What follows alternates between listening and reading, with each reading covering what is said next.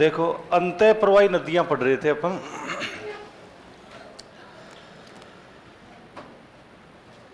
तो अंतः प्रवाही क्षेत्र है, राज्य का अधिकांश जो भाग है वो अंतः प्रवाही क्षेत्र में ही आता है।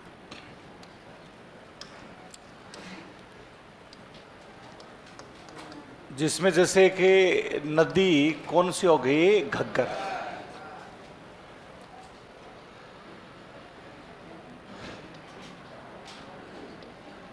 इसी प्रकार से कि नदी आती है कांतली नदी।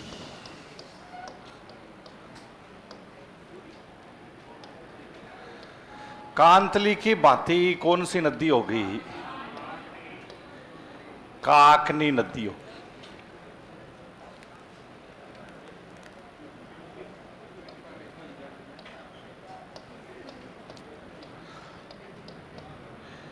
ये रूपनगढ़ नदी आती,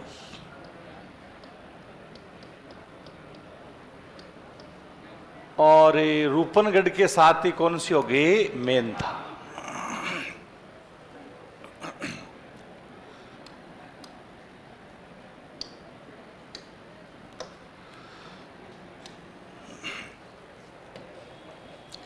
ये अंतः प्रवाही नदियां हैं। पहले इनके बारे में लिखते हैं, फिर आगे अपन। सबसे पहले इसमें के नदी आती है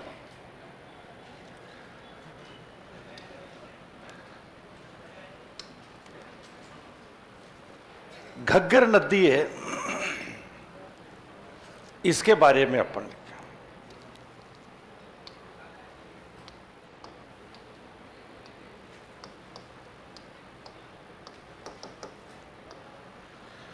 कि पहली जो नदी है यानी वो कौन सी हो गई? घग्गर। बहती भी है क्योंकि हिमालय का जल लेके आती है ना, तो इसके कई सारे उपनाम भी।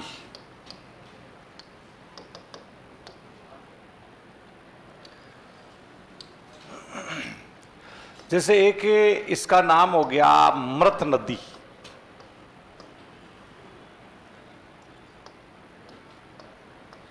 नट नदी, सोतर नदी,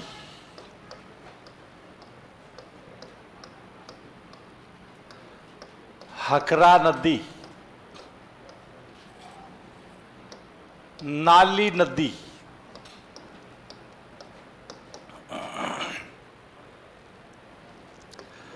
पाट नदी,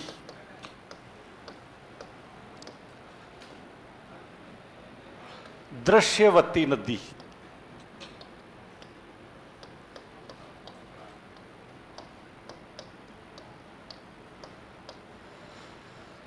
ये सब भी कौन सी नदी के नाम हैं? घग्गर। कि घग्गर के उपनाम मृत नदी है, नट नदी है, सोत्र नदी है, हकरा है, नाली है, पाट है ना, ये सारे इसी के नाम हैं।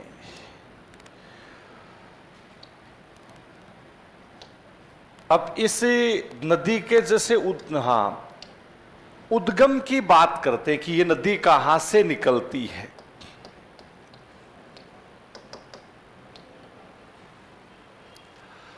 उद्गम राजस्थान में तो नहीं है,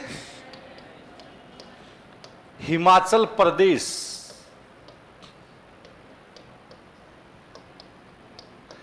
और इसमें है शिवालिक पर्वत श्रेणी।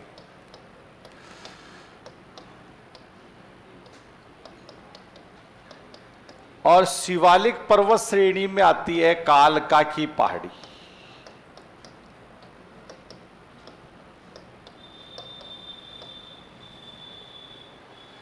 कि शिवालिक पर्वत श्रेणी है या इसमें कौन सी पहाड़ी होगी? कालका। ये तो लिख लो चाहिए, इसमें अभी कोई खास चीज नहीं है ना।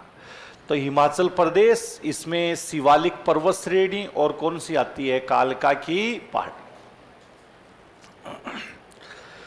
उद्गम के बाद में इसका जैसे प्रवाह है कि ये कहां कहां पर प्रवाहित होती है।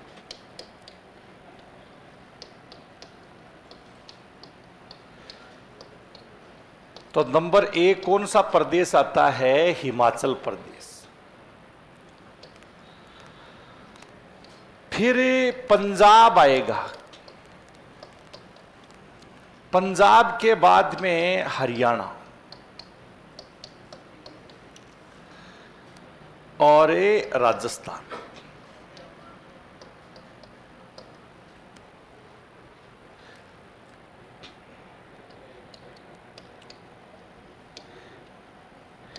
लंबाई इसकी 465 किलोमीटर है।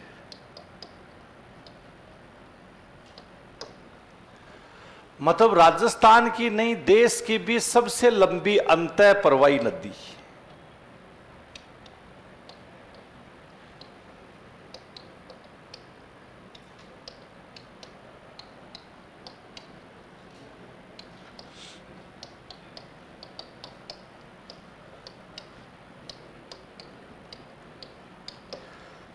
कि देश की सबसे लंबी अंतः प्रवाही नदी आती है, यानी उस अंतः प्रवाही नदी का नाम घग्गर नदी।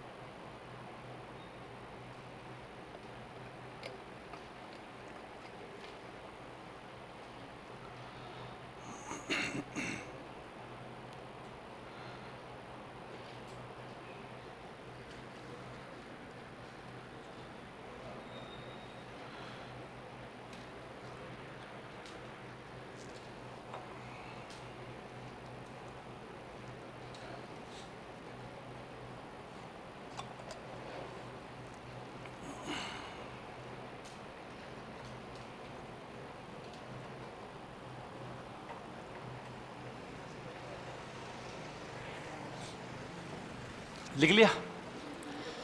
तो उपनाम में एक तो अपन ने इसका नाम क्या रखा है? मृत नद। दूसरा क्या नाम हो गया?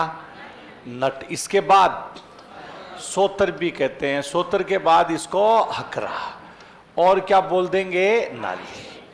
फिर पाट नदी भी कहते हैं, और दृश्य। कौन से राज्य में है इसका उद्गम? उसमें भी कौन सी पर्वत श्रेणी? हिमालय है, लेकिन हिमालय में कौन सी आती है? शिवालिक। शिवालिक जो पर्वत श्रेणी आती है ना, कि ग्रेटर हिमालय, मिडिल हिमालय, और ये कौन सा आता है? और यहां पर कालका की पहाड़। हिमाचल प्रदेश, पंजाब, हरियाणा और राजस्थान कितने किलोमीटर? सबसे लंबी अंतः प्रवाही नदी अपन कह सकते। ये राजस्थान का जैसे ये उत्तरी भाग है, अब जैसे ये नदी प्रवाहित होकर के आती,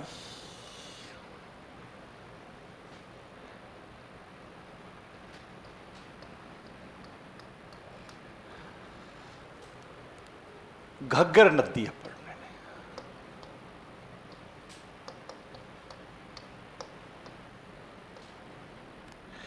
ये राजस्थान में जो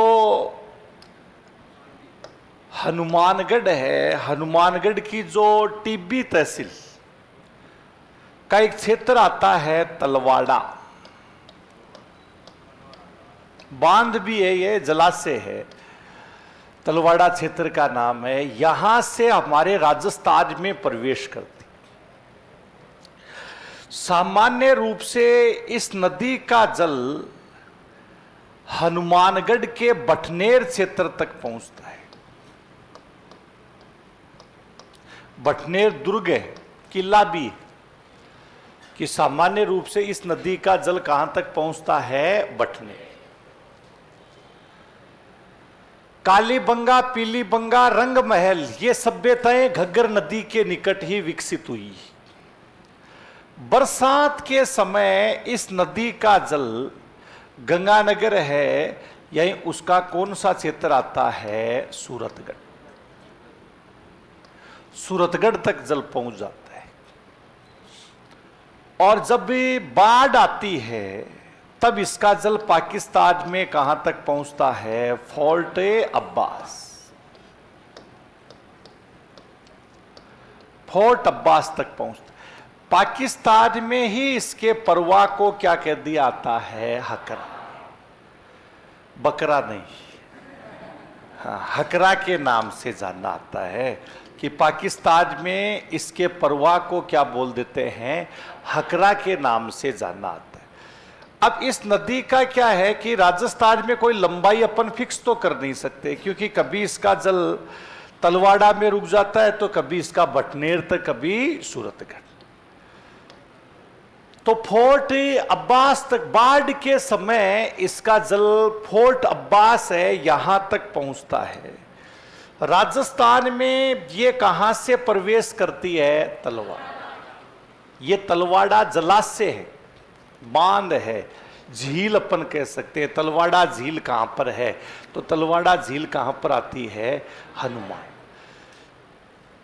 तो यहां जैसे ध्यान रखना, तलवाड़ा झील ये हनुमानगढ़ में है। एक तलवाड़ा खनन क्षेत्र ये हमारे उधर बांसवाड़ा में, तलवाड़ा खनन क्षेत्र।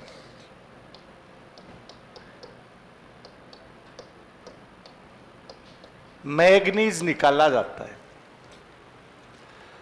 और एक आता है तिलवाड़ा।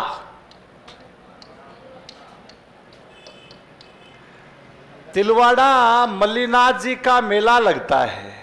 ये कहां पर है? बाड़मेर है। ये तिलवाड़ा आता है, समझे? तीनों अलग अलग है। तलवाड़ा झील कहां पर है? हनुमान। तलवाड़ा खनन क्षेत्र कहां पर हो गया? बांस। और तिलवाड़ा ये बाढ़ में। तिलवाड़ा कहां पर आता है? बाढ़। अरे बैंगन चंद गांधी ये ले बालोतरा, बस तेरे बड़ा बालोतरा का पूंछड़ा पकड़ के बैठा। ऐसे नहीं कि पढ़ ले जो कोई सिलेक्शन हो जाए, नहीं, बालोतरा के चक्कर में डूब के बैठ जाएगा।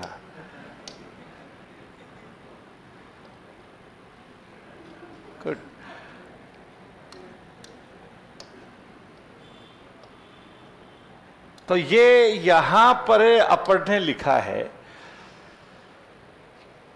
घग्गर नदी का क्षेत्र है गए इसके बारे। तो पहले दो लाइन लिखिएगा आप। देखो घग्गर नदी, घग्गर नदी राजस्थान में हनुमानगढ़ के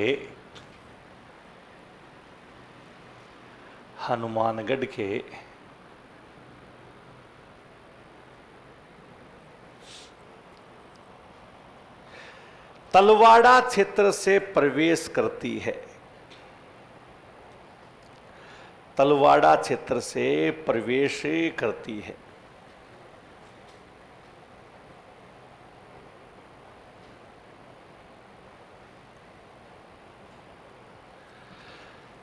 सामान्य रूप से इस नदी का जल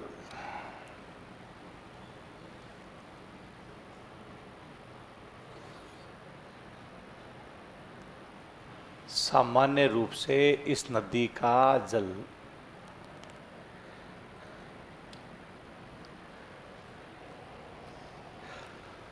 हनुमानगढ़ के बटनेर क्षेत्र तक ही,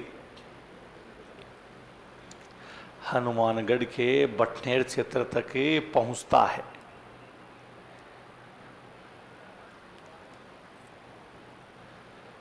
वर्षा ऋतु में इसका जल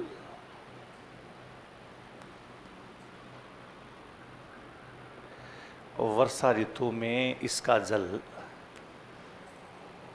गंगानगर के सूरतगढ़ गंगानगर के सूरतगढ़।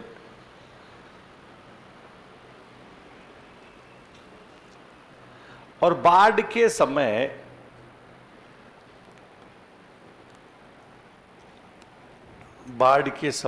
इसका जल पाकिस्तान में फोर्ट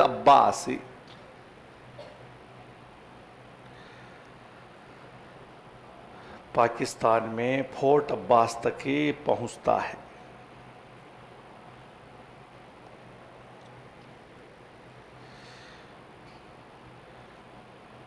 पाकिस्तान में इसके प्रवाह को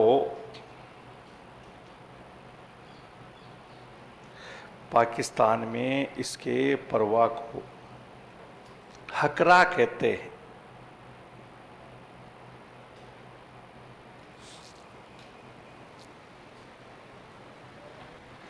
पाकिस्तान में इसके प्रवाह को क्या बोल देते हैं? हकरा। अब जैसे अपन लिखे कि कालीबंगा, पीलीबंगा, रंगमहल, ये सभ्यताएं हनुमानगढ़ गंगानगर है गए, इसमें कालीबंगा, पीलीबंगा, रंगमहल, ये जो सभ्यताएं आती है वो कौन सी नदी के निकट विकसित हुई है? घग्गर नदी आती है, क्योंकि जल के निकट ही सभ्यताओं का विकास। कालीबंगा के अच्छे खासे अवशेष प्राप्त हुए हैं, जल निकास की उत्तम व्यवस्था हुआ करती थी यहां पर। ये कालीबंगा सभ्यता है।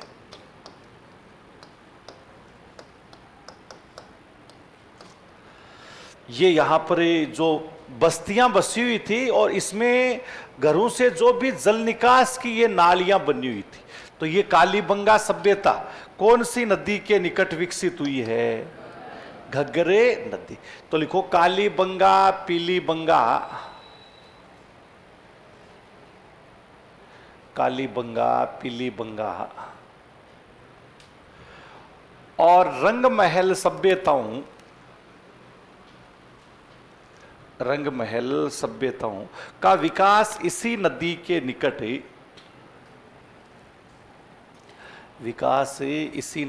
निकट हुआ है।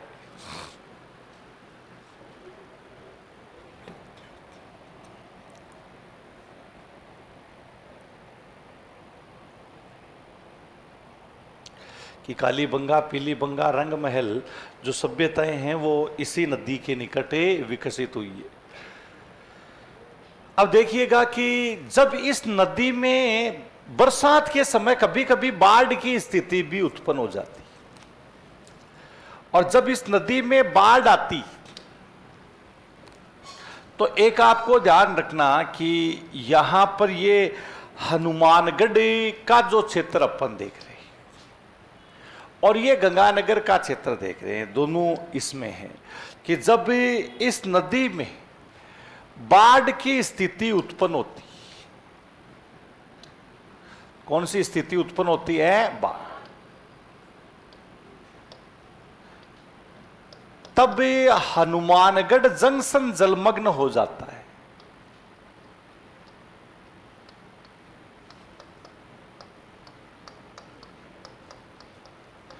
न कि टाउन, दोनों अलग अलग है। एक हनुमानगढ़ जंक्शन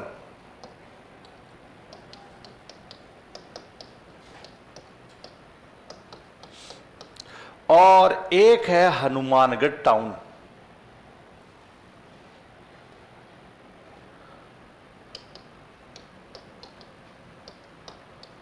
ये दो है और दोनों के बीच की दूरी 4 किलोमीटर के बीच की डिस्टेंस है। एक नहीं है हनुमानगढ़ जंक्शन और किसके बीच में? टाउन। दोनों के बीच से यह नदी गुजरती है। जंक्शन नीचे है और टाउन क्या है? ऊपर। इसलिए जब भी बाढ़ आती है तो बताइए जलमग्न कौन सा होगा? टाउन होगा या जंक्शन होगा? जंक्शन क्या हो जाता है? जलमग्न। तो जब इस नदी में बाढ़ आती है तब हनुमानगढ़ जंक्शन जलमग्न होता है, न कि टाउन होता है। बताइए हनुमानगढ़ टाउन इस नदी के कौन सी दिशा में? कौन सी दिशा में? दक्षिण में। और गंगानगर कौन सी दिशा में? गंगानगर कौन सी में हो गया? उत्तर। ये भी आपको अब जैसे थर्ड ग्रेड में एक क्वेश्चन पूछा गया, निम्न में से वर्षा ऋतु में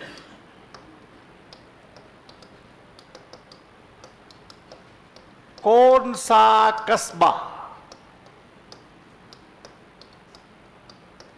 जलमग्न हो जाता है? हाँ, कि कौन सा कस्बा है यही वो वर्षा ऋतु में जलमग्न हो जाता है?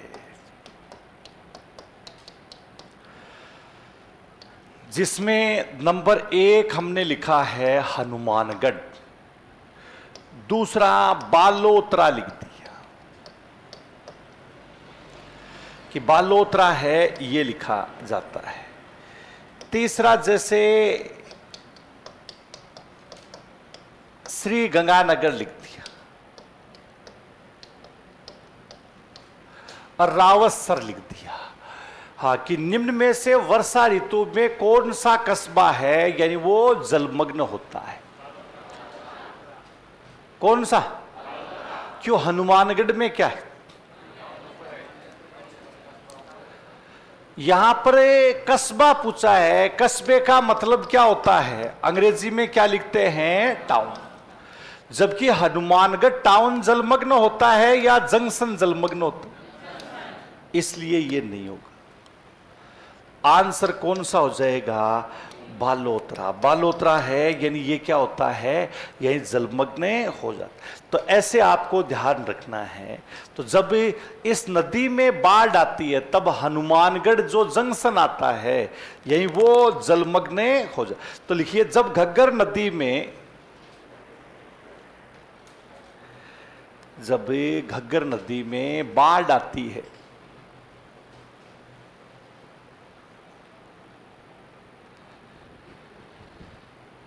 जब घग्गर नदी में बाढ़ आती है तब हनुमानगढ़ जंक्शन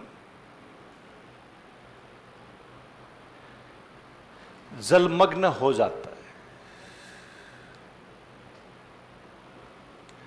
हनुमानगढ़ जंक्शन जलमग्न हो जाता है।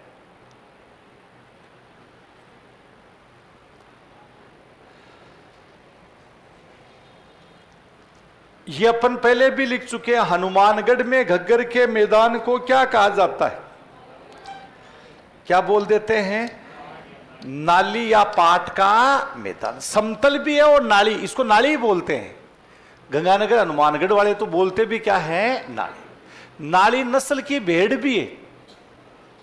नाली नस्ल है ना, उसकी भेड़, हालांकि भेड़ बकरियां तुम्हें नहीं पढ़नी है, लेकिन ऐसे नालेज के रूप में ध्यान रखना है ना। हाँ, तो जो नाली और पाट है ये, इसके नाम से भी इसको ज्यादा। तो लिखिएगा हनुमानगढ़ में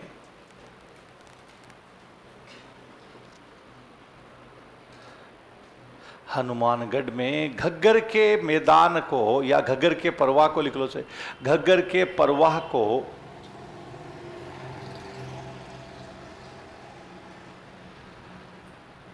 नाली या पाट का मैदान कहते हैं।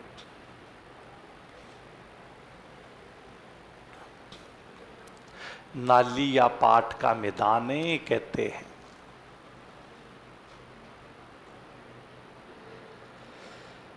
नाली भी कह देते हैं और कौन सा कह देते हैं? पाट का मैदान। ये चित्र बना लिया तुमने फटाफट ऐसे, बस जैसे नीचे देखा ऊपर होते ही वापस बन गया ऐसे।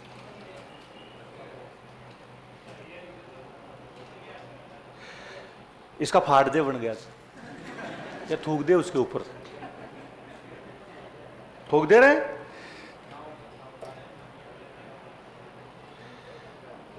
थोड़ा दम नहीं है बोल। तो मैंने तेरे को बोला और तूने बात ही नहीं मानी।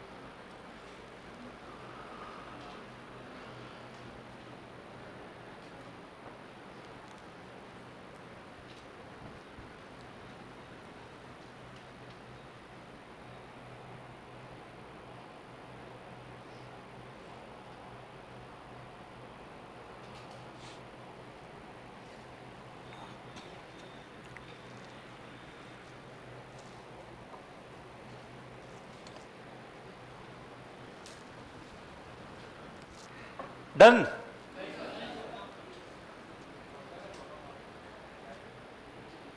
दम नहीं है इसका।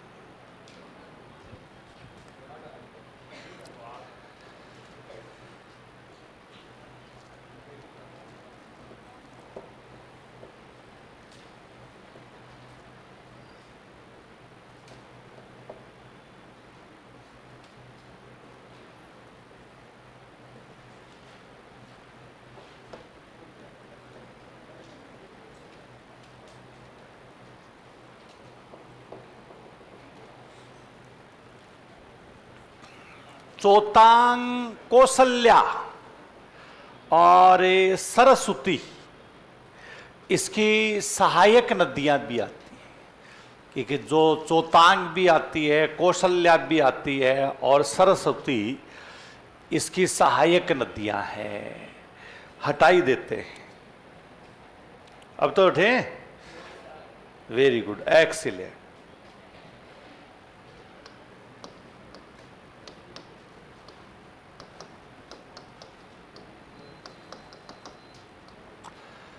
तो सहायक में एक तो हमने लिखा कि कौन सी नदी आती है, चोतांग, कौशल्या,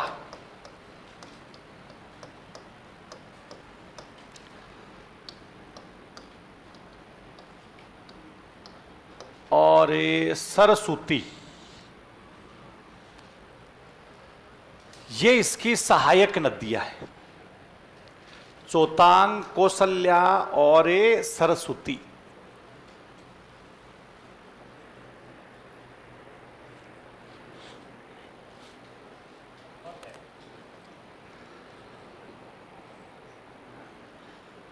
तो ये सब किसकी सहायक नदियां हैं? घग्गर की घग्गर नदी है इसकी। तो ये एक अंतः प्रवाही नदी अपन कह सकते हैं कि राजस्थान की नहीं, भारत की भी सबसे बड़ी अंतः प्रवाही नदी है, और जो लगभग पूरे वर्ष क्या होती रहती है, यानी प्रवाहित होती है। अब इसके बाद नेक्स्ट अपन देखें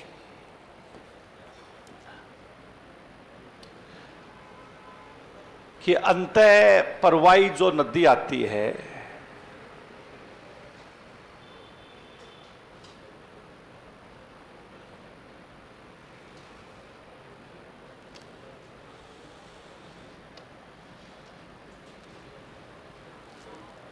कौन सी है? कांतली नदी। तो कांतली नदी के बारे में लिखे।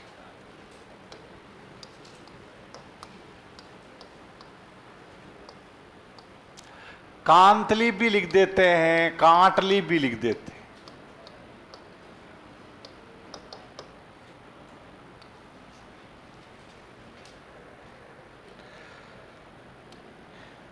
अंतः प्रवाही नदी अपन कह सकते हैं। ये जो नदी सीकर में खंडेला की पहाड़ियों से निकलती,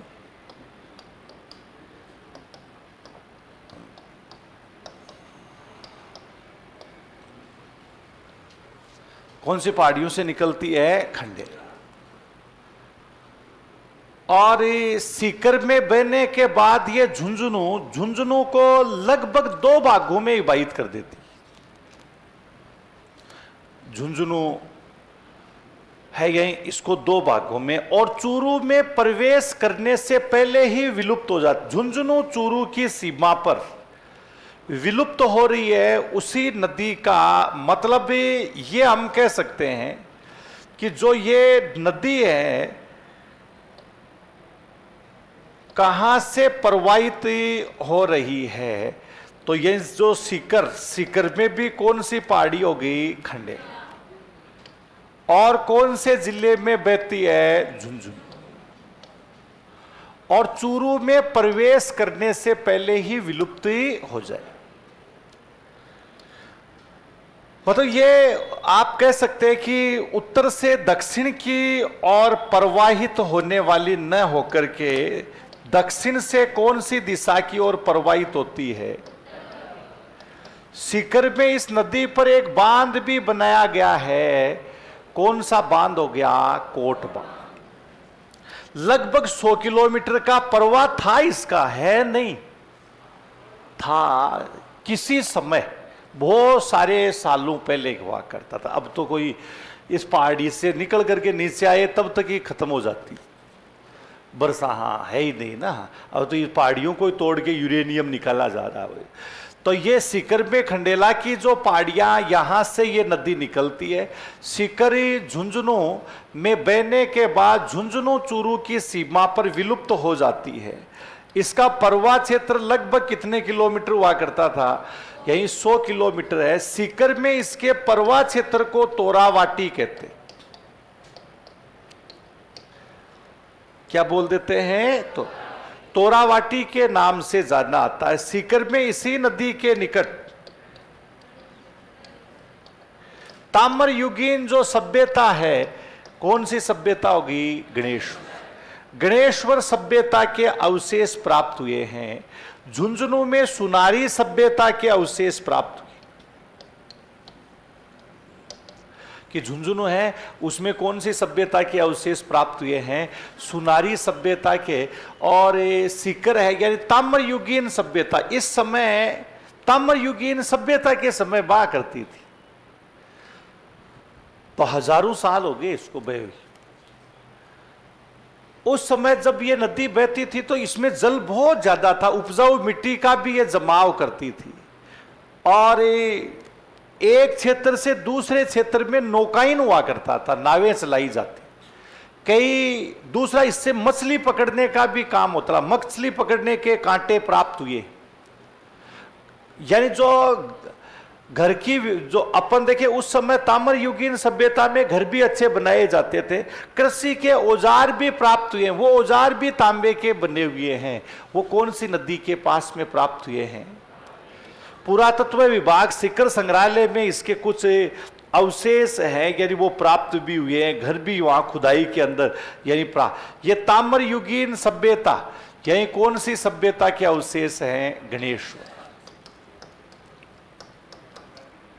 गणेश्वर सभ्यता के जो घरौंदे घर है वो इस तरीके से बने हुए थे। आज की तरह ही सुविकसित सभ्यता हुआ करती थी। ये यहां पर आप देख रहे हैं कि गणेश्वर सभ्यता के ये औजार कृषि औजार हैं।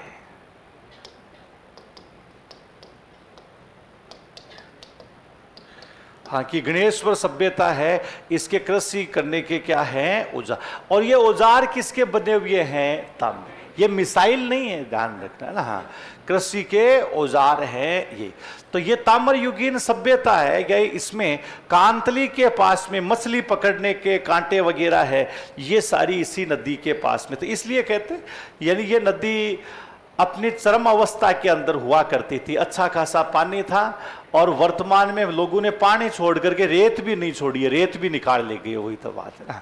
वो कौन सी नदी आती है? कांतली। तो अगली आप एक लिखिएगा, कांतली नदी लिखो। यह नदी सीकर में खंडेला की पहाड़ियों से, सीकर में खंडेला की पहाड़ियों से निकलती है।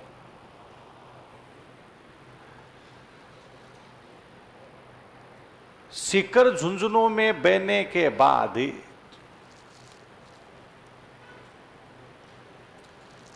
सीकर झुंझुनू में बहने के बाद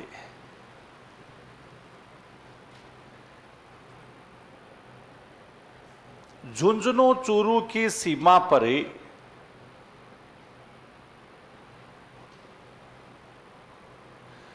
झुंझुनू चूरू की सीमा पर विलुप्त हो जाती और झुंझुनू में प्रवेश नहीं करेगी। हाँ, सीमा पर विलुप्त हो जाती।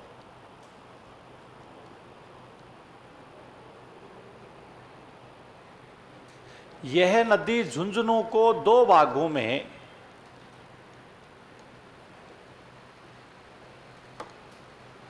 यह नदी झुंझुनू को दो भागों में विभाजित करती है।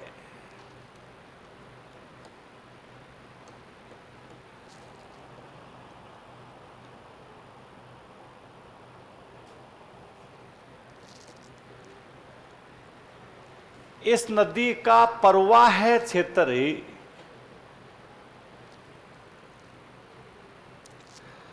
इस नदी का प्रवाह क्षेत्र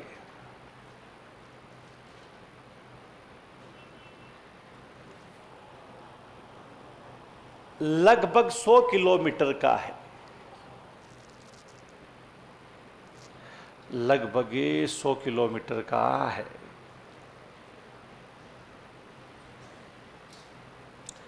सीकर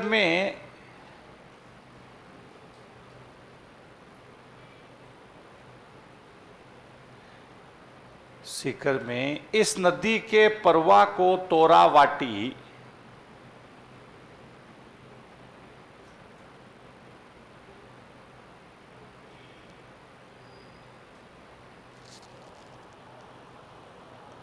सीकर में इस नदी के प्रवाह को तोरावाटी कहते हैं।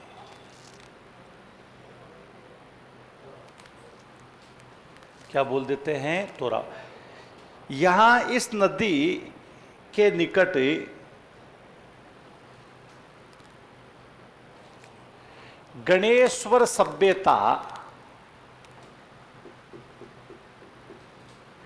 गणेश्वर सभ्यता ताम्रयुगीन थे। गणेश्वर सभ्यता विकसित हुई।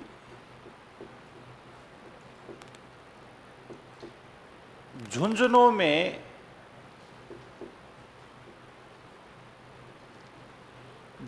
में इस नदी के निकट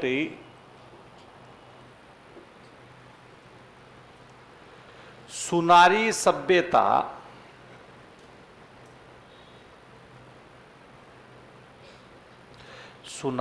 सभ्यता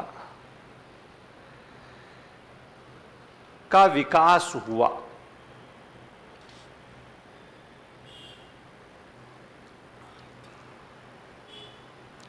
सुनारी सभ्यता का विकास हुआ। सीकर में इस नदी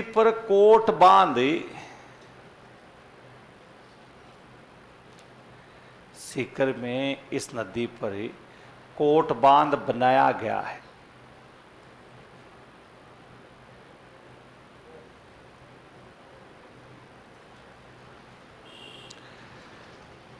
कि सीकर में कौन सा बांध बनाया गया है? बताओ कौन सी दिशा से कौन सी दिशा की ओर बहती? तो लिखो, यह नदी दक्षिण से उत्तर की ओर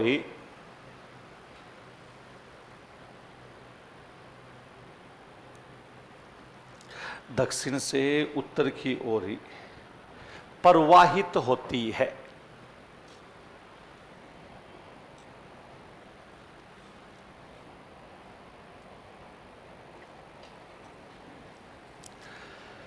अब कांतली के बाद हमारे राजस्थान में सबसे पश्चिम में बहने वाली जो नदी आती, कौन सी होगी? काकनी नदी। सबके पश्चिम में बहने वाली नदी।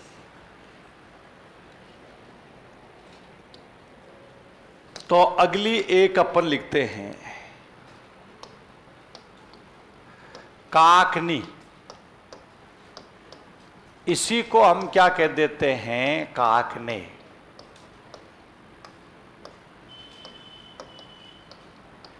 या फिर हम क्या कह सकते हैं? मसूर।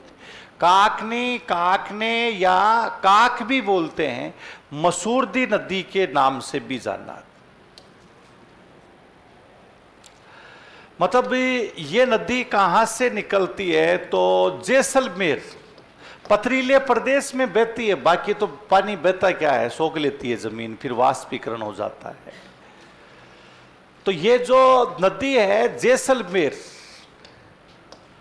में कौन सा गांव आता है? कोटरी गांव। इस कोटरी गांव से निकलती और उत्तर से दक्षिण की ओर बहने वाली नदी है। लोदरवा इसी नदी के निकट है, जैसलमेर शहर इससे दूर है। और ये जो झील यानी इसकी स्थिति अपन बहती है, तो इसका जल एक ही झील आती है, भुज झील।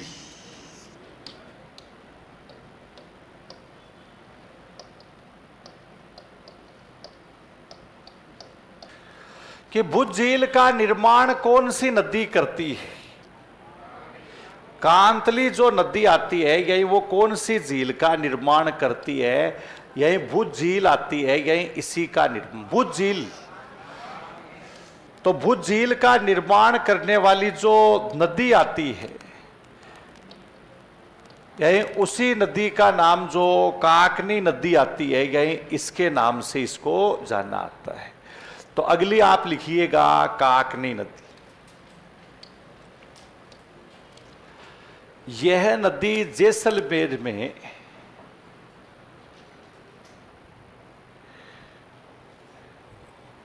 कोटरी गांव से निकलती है।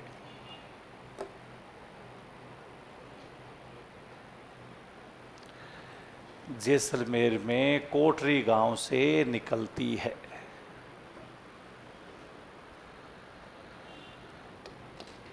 और जैसलमेर के मीठा खारा, जैसलमेर के मीठा खारा नामक स्थान पर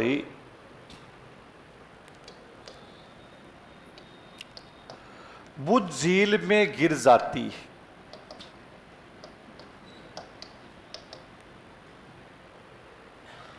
भुज झील में गिर जाती है। कई बार भुज झील की जगह मिड्डा की खाड़ी लिख देते हैं। हाँ, कि मिड्डा की खाड़ी है, यानी उसमें जाकर के गिरने वाली नदी, यानी भुज झील है, यानी इसमें जाकर के गिर जाती। तो ये भुज झील जैसलमेर का भी कौन सा क्षेत्र आता है? मीठा खारा, वहां पर जाकर के गिर। लोदरवा इसी नदी के किनारे कौन सा कस्बा स्थित है? लोदर। तो लिखो लोदरवा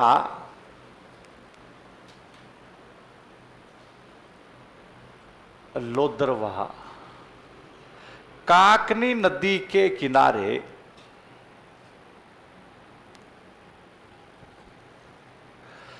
लोदरवा काकनी नदी के किनारे स्थित है।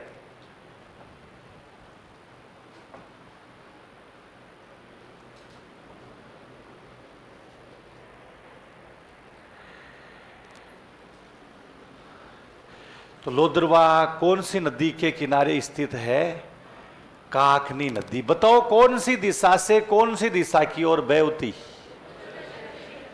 उत्तर से दक्षिण। पथरीला प्रदेश, लोदरवा तो है ही पथरीला प्रदेश, महेंद्र और मूमल वाला वही है ना। हाँ, पीले पत्थर हैं, यही उनके लिए आता है। अब इस ऐसी नदियां को बहती है नहीं, वही 15-20 किलोमीटर इसकी लंबाई। वैसे कोई खास इसकी लंबाई आपको मिलनी नहीं है। कई जगह 12 किलोमीटर, कई जगह 15 किलोमीटर, कई जगह 17 किलोमीटर, है ना। ये इसका क्या है? परवा क्षेत्र है। तो इनकी कोई फिक्स है नहीं पर लंबाई। अब इसके बाद अगला जो नेक्स्ट अपन नदी,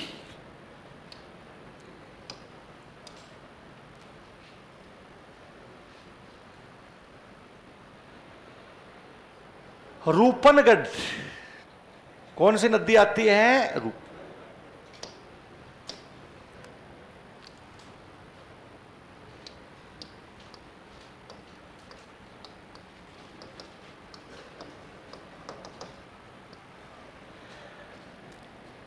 रूपनगढ़ जो नदी है,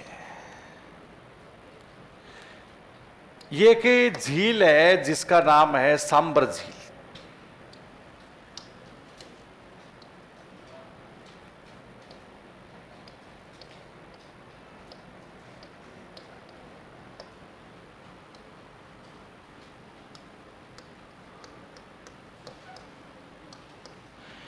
इसका मतलब सांबर जो झील है, आंतरिक प्रवाह की झील अपन कह सकते हैं।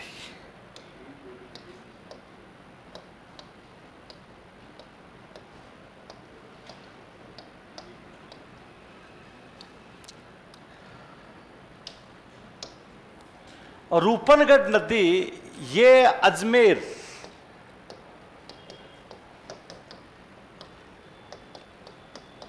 में कौन सी जगह आती है? किशनगढ़। और किशनगढ़ के पास में है सलेमाबाद।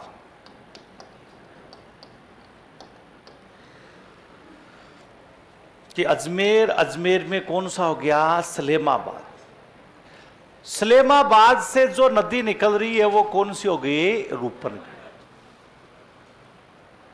और सांबर झील के दक्षिणी भाग है, इसमें जाकर के मिल जाती है, वही कौन सी नदी आती है?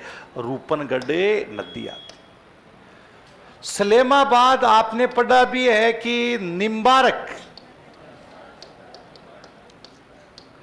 संप्रदाय की यहां पर प्रधान पीठ है। निम्बारक संप्रदाय की प्रधान पीठ कहां पर है? सलेमाबाद। रूपनगढ़ ये परबतसर वगैरह इधर से रूपनगढ़ की बजरी भी आती, लेकिन बजरी में खार ज्यादा है, नमक ज्यादा है, तो ये नमक का जमाव करती है। कौन सी झील में ले जाकर के नमक का जमाव करेगी? सांबरी झील। रूपनगढ़ मेन था, खारी, खंडेला, तुरंतवती, ये कई सारी और नदियां भी आकर के, नदियां क्या नाले हैं, यही वो आकर के गिरते हैं इसमें। तो अगली आप लिखिएगा रूपनगढ़ नदी। रूपनगढ़ नदी लिख करके लिखिए।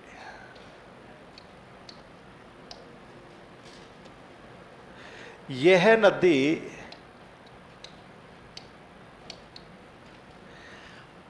अजमेर में किशनगढ़ के निकट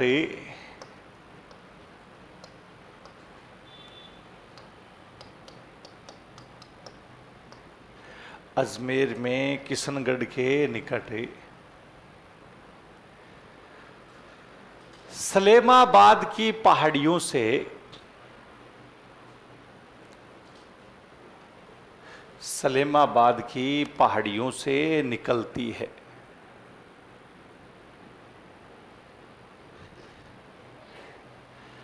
जहां निम्बारक संप्रदाय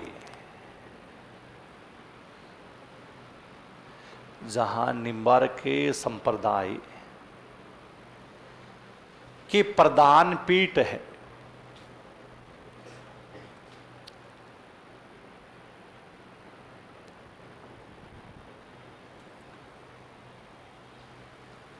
सलेमाबाद से यह नदी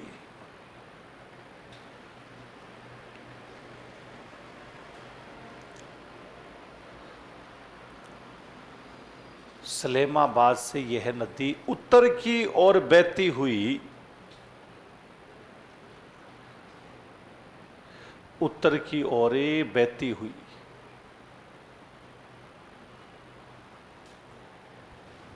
सांबर झील के दक्षिण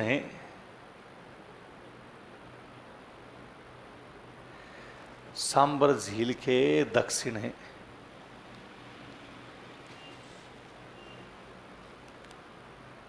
में मिल जाती है।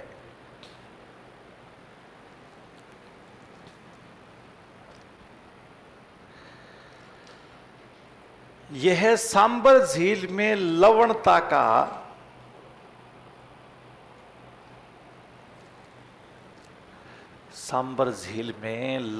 का जमाव करती है।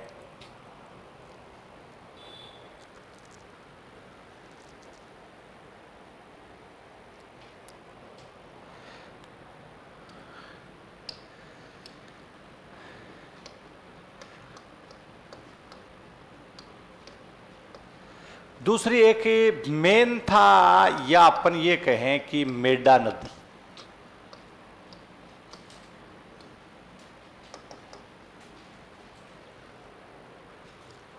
मेनथा भी कह देते हैं और क्या बोल देते हैं? मेडा। ये नदी कहां से आती है? कौन सा हो गया? जयपुर। कि जयपुर से ये नदी प्रवाहित होकर के आती, और जयपुर में भी एक जगह अपन ने लिखा था मनोरपुर। जयपुर में कौन सा क्षेत्र आता है? मनोहरपुर है, यानी यहां से ये नदी प्रवाहित होते हुए आएगी और सांबर झील के कौन से भाग में मिलती है? कौन से भाग में है? यही उत्तरी भाग है, यही उसमें ये आकर के मिल जाएगी। कि सांबर का जो उत्तरी भाग है यानी इसमें, और लवणता का ये भी जमाव करती, लवणता का जो जमाव करने वाली जो नदी है यही इसमें। सांबर में अगर देखा जाए तो सबसे ज्यादा लवणता भी यही लेकर के आती है, नमक है, साल्टिक चीजें है यही, वो सबसे ज्यादा कौन सी नदी लेकर के आती है? तो उस नदी का नाम मेन था, या फिर कौन सी हो गई? मेड। ये सबसे ज्यादा नमक का क्या कर रही है, यानी जमाव कर। लूणवा एक कस्बा है, हाँ, जैनियों का प्रमुख धार्मिक स्थल भी आता है। लूणवा है वो भी इसी नदी के निकट स्थित है। सांबर झील आती है इसी के पास में, कौन सी जगह आती है? लूण। तो अगला लिखिएगा, यह नदी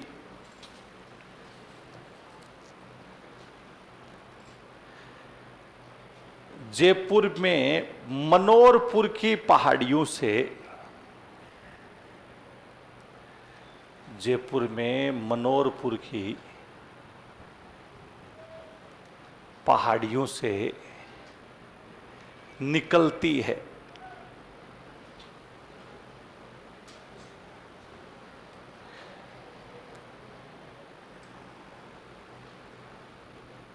और सांबर झील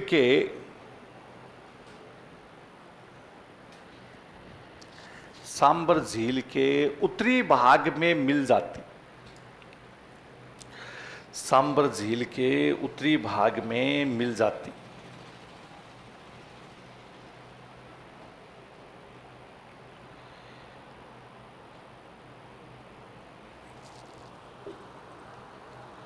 यह सांबर झील में सर्वाधिक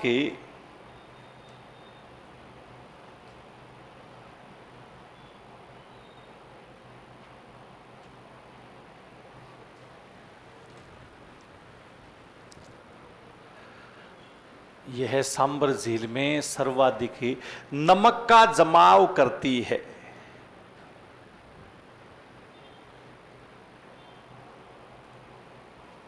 लूणवा इसी नदी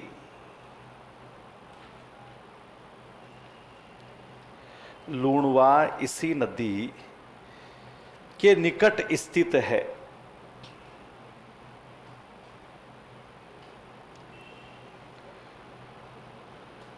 जो जैनियों का, जैन धर्मावलंबी आते हैं, जो जैनियों का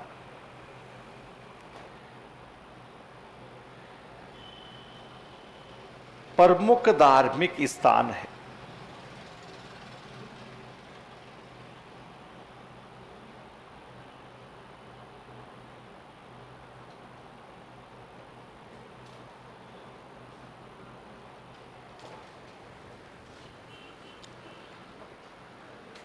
कि जैनियों का प्रमुख धार्मिक स्थान है गए इसमें, तो ये लूणवा इसी नदी के निकट आता है।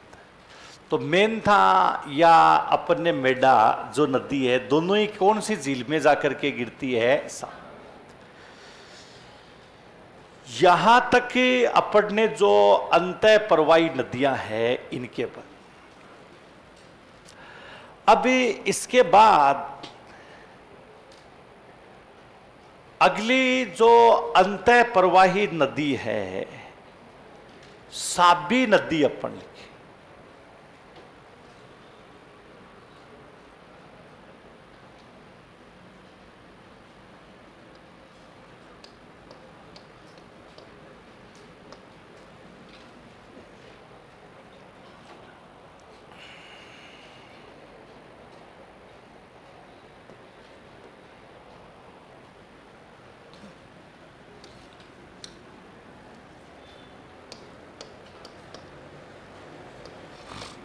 साबी भी लिख सकते हैं,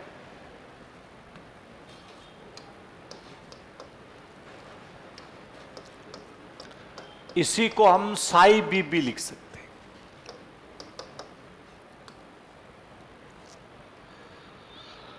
कि साबी या साई भी नदी आती,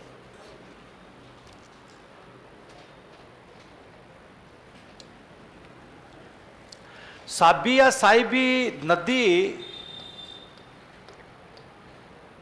ये जो नदी है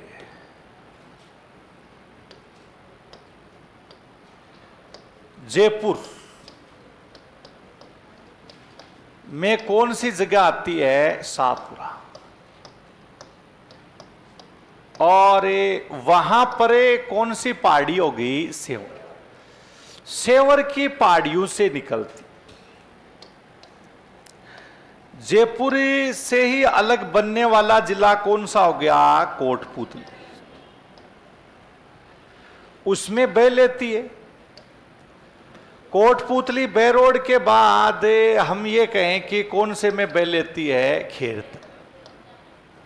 जो किससे अलग हुआ? अलवर है।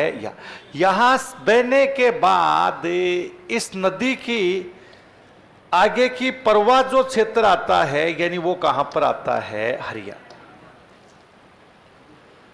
इसका मतलब इस नदी का यही क्षेत्र हो गया कि एक ऐसी नदी जिसका उद्गम राजस्थान में है, लेकिन इसका मुहाना दूसरे राज्य में है, लेकिन वो अंतः प्रवाही नदी है, अरब सागर बंगाल की खाड़ी में नहीं आती।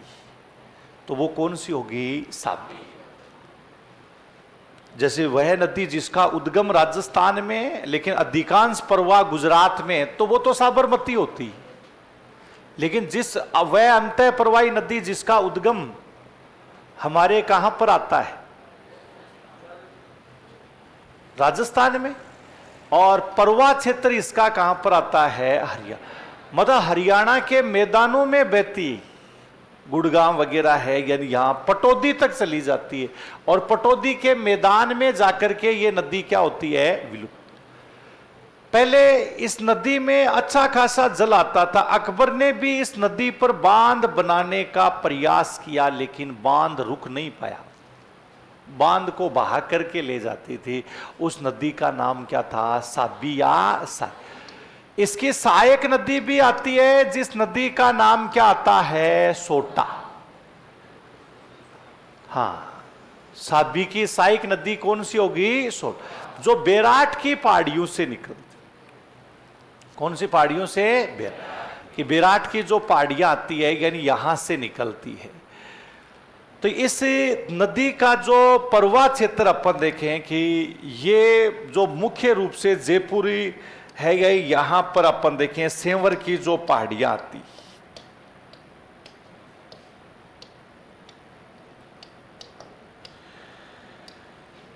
इसी की जो सहायक नदी आती है, उस सहायक नदी का नाम क्या आता है? सोटा।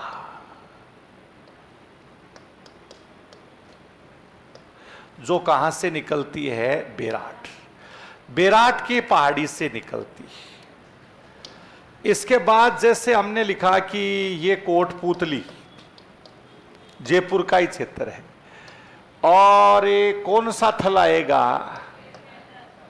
खेरतल आएगा। इसके बाद ये कहां बहती है? हरियाणा है, यानी इसमें बहती।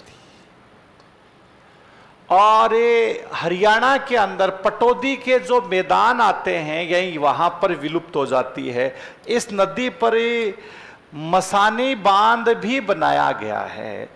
इसका भी हालांकि अकबर ने भी काफी प्रयास किया था। तो ये कि प्रमुख जो नदी अपन लिखें, यहां पर एक सभ्यता के अवशेष भी प्राप्त हुई। साबी नदी है, उसके निकट जयपुर में एक सभ्यता के अवशेष। कौन सी सभ्यता के अवशेष प्राप्त होते हैं? जो मिट्टी का चाक प्राप्त हुआ था। इसका मतलब ये भी सभ्यता विकसित थी। जोधपुरा जो सभ्यता है, इसको वामन अवतार के रूप में कई प्रतिमाएं वगैरह है, वो भी यहां पर प्राप्त होती है। तो पहले आप साबी नदी के बारे में लिखिएगा। लिखो, यह नदी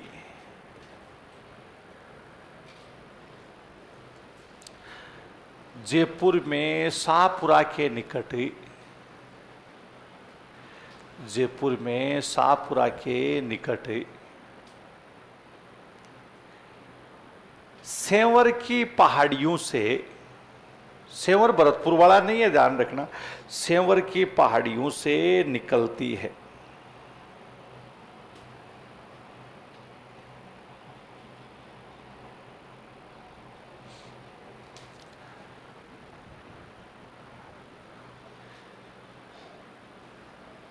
यह अपने उद्गम से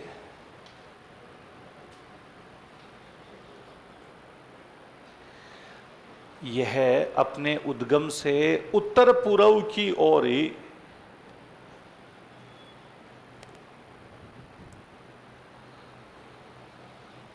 उत्तर पूर्व की ओर ही कोटपूतली खेरतल कोटपूतली खेरतल, कोष्टक में अलवर लिख लेना, कोटपूतली खेरतल में बहने के बाद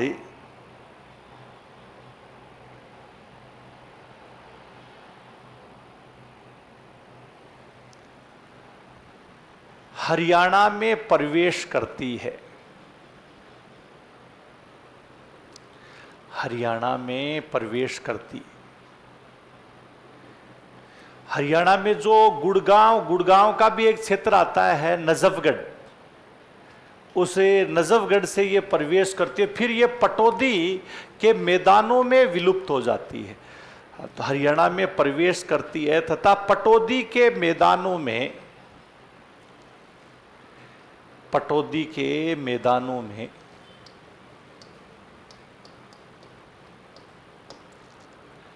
विलुप्त हो जाती। पटौदी के मैदानों में विलुप्त हो जाती।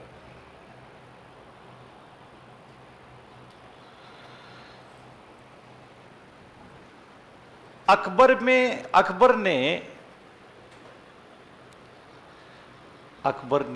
इस नदी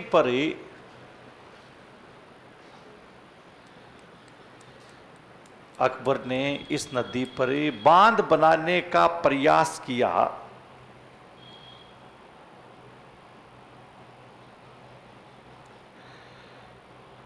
परंतु असफल रहा।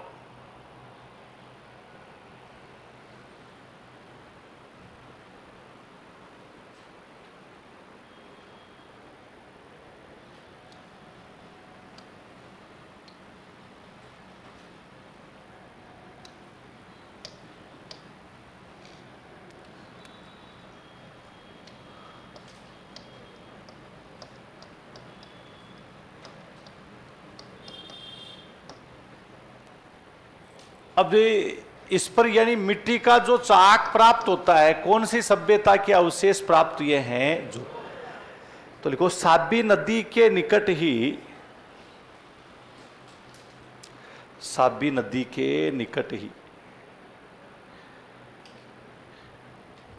जयपुर में जोधपुरा सभ्यता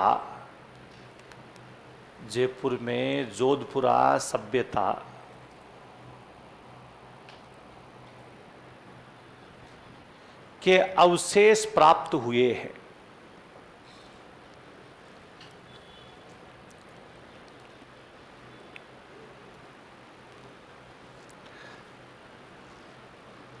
एक जो खेरतल मतलब अलवर का जो भाग आता है मुंडावर वाला, वहां पर इस नदी पर एक बांध भी है, मसानी बांध। कौन सा बांध हो गया? मसा। तो अगला एक आप लिखिएगा, साबी नदी पर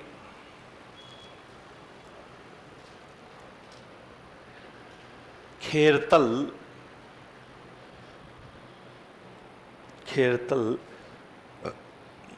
कोष्टक में अलवर लिख लेना, खेरतल में मसानी बांध बनाया गया है। मसानी बांध बनाया गया।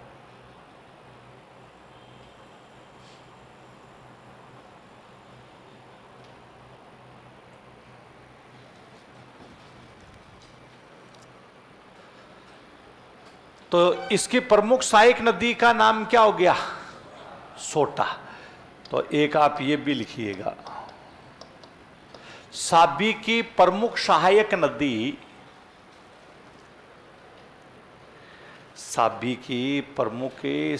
नदी होटा है। सोटा, हाँ।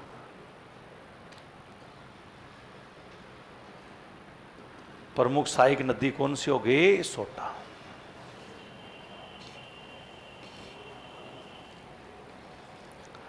अब हम साबी से आगे चले।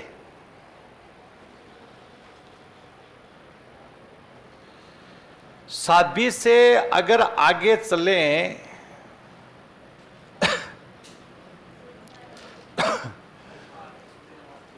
कौन सी रेल? रूपा रेल।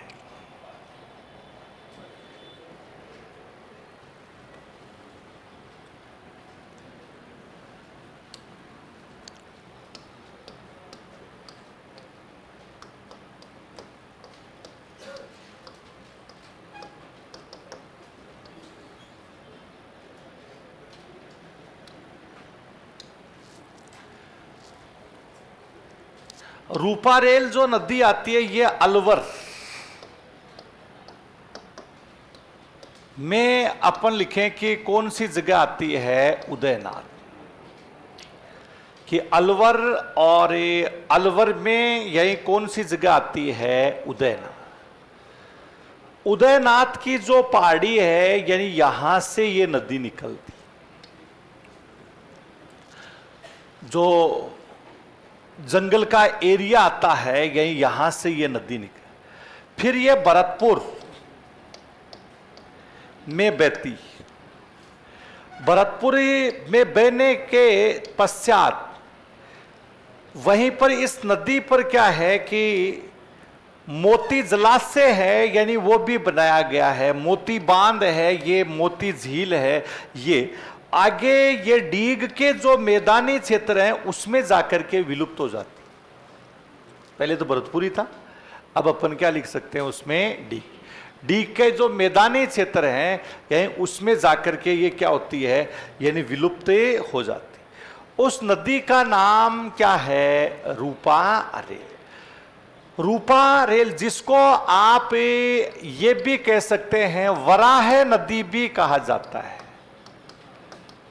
लसवारी जो नदी है ये इसके नाम से भी इसको जाना जाता है, लसावरी भी इसको बोल देते हैं। तो ये सब नाम कौन सी नदी के आते हैं? रूपा। रूपा रेल जो नदी आती है, इस नदी को पुनर्जीवित करने का कई बार प्रयास किया गया और उसमें पानी वाले बाबा, वाटरमैन,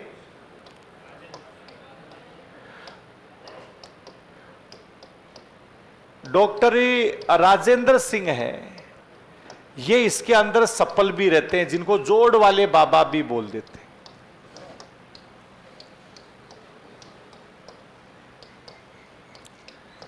हाँ, कि जोड़ वाले बाबा हैं, इनके नाम से इन्होंने इस नदी को क्या किया है?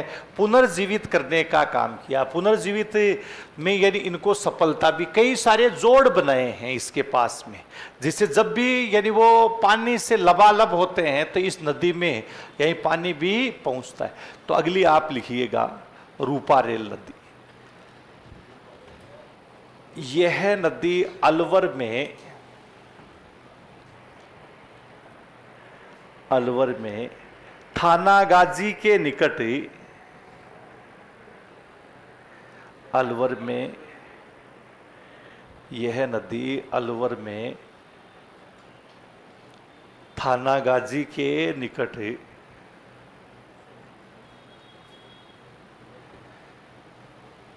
उदयनाथ की पहाड़ियों से,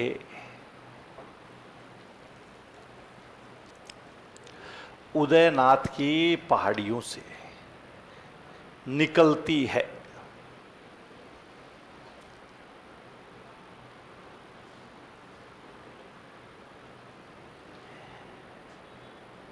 इस नदी को वराह, इस नदी को वराह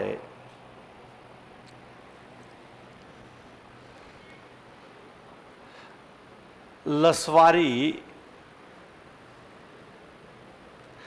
वरा है और ये लसवारी भी कहते हैं।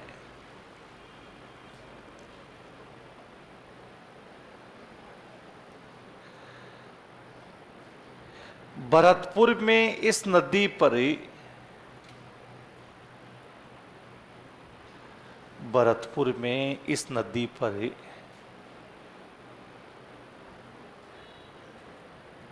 मोती झील है।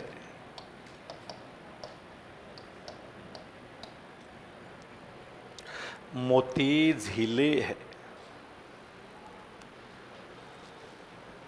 यह भरतपुर के मैदानों में, कोष्टक में डीग लिख लेना चाहिए। भरतपुर के मैदानों में, कोष्टक में डीग है ना, भरतपुर के मैदानों में विलुप्त हो जाती है।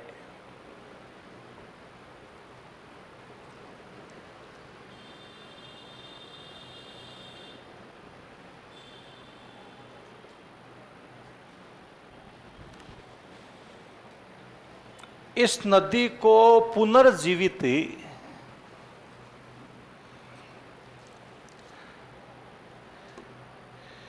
इस नदी को पुनर्जीवित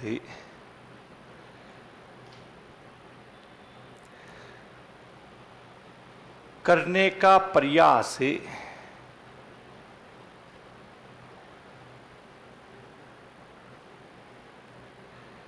वाटरमैन लिख लो, चाहे जोड़ वाले बाबा लिख लो,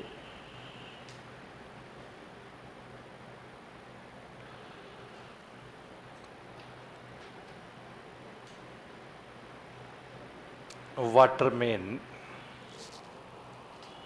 डॉक्टर राजेंद्र सिंह, डॉक्टर राजेंद्र सिंह इस नदी को पुनर्जीवित करने का प्रयास जोड़ वाले बाबा डॉक्टर राजेंद्र सिंह के द्वारा किया जा रहा है।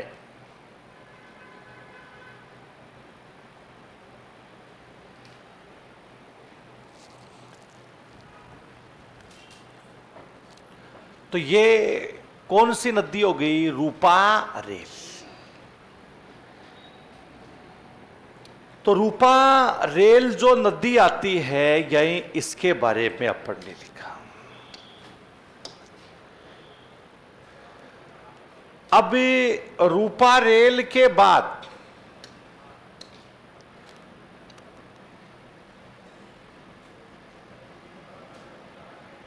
कौन सी गंगा? कितनी नदियां हैं? साल पानी किसी में है नहीं। अब नदियों का पानी सूख गया तो आदमी का सूखना ही था वही तब।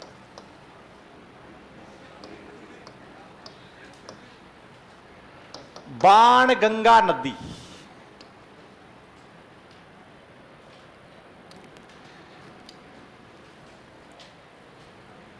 अब इस बाण गंगा नदी है, इसको अर्जुन की गंगा,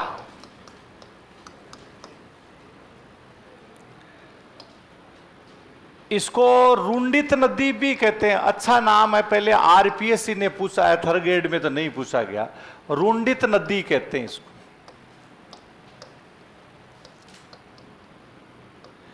खंडित नदी कह देते हैं। और ताला नदी के नाम से जाना। रुंडित का मतलब होता है परित्यक्त नदी,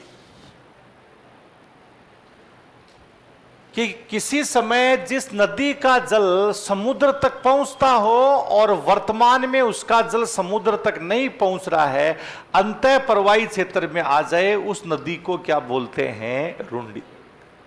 उसी को हम क्या बोल सकते हैं? खंडित। ताला गांव का नाम है,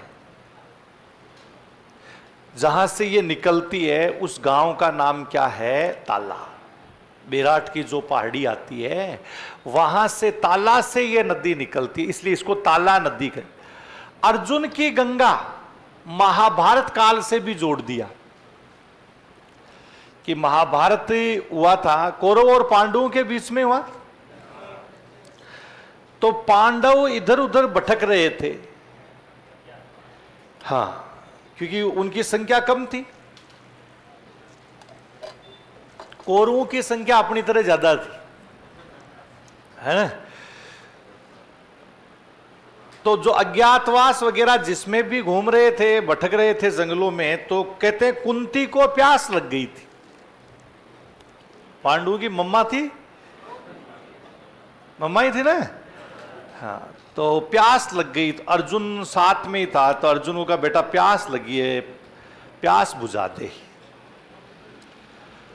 तो अर्जुन इधर उधर देखा, कहीं पानी नजर ही नहीं आया, तो गांडीव धारण किया।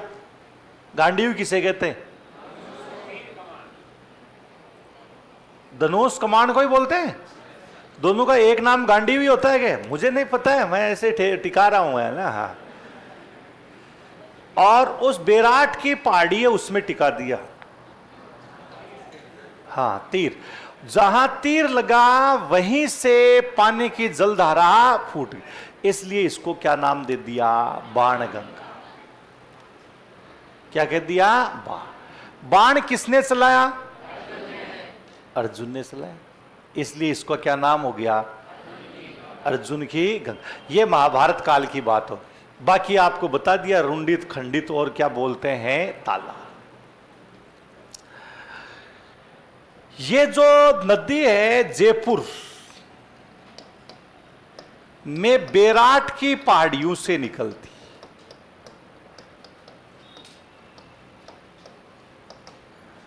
कि जयपुरी, और जयपुर में किससे निकलती है? बेराट की पहाड़ी।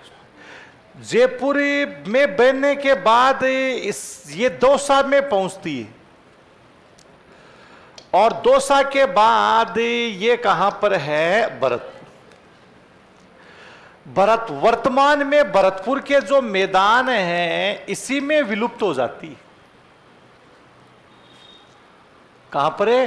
कि भरतपुर के जो मैदानी क्षेत्र आते हैं इसमें पहले 380 किलोमीटर बहा करती थी, और आगरा के निकट जाकर के यमुना में मिलती थी।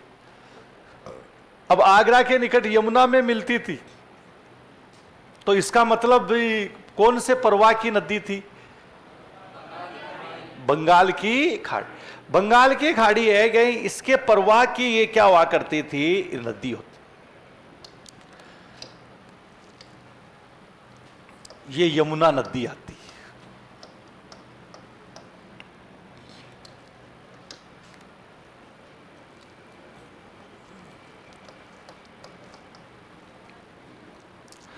बाण गंगा, ये रुंडित नदी होगी अब, है ना। कि बाण गंगा जो नदी है, इसी नदी पर, ये बीच में अपने आप क्यों आया?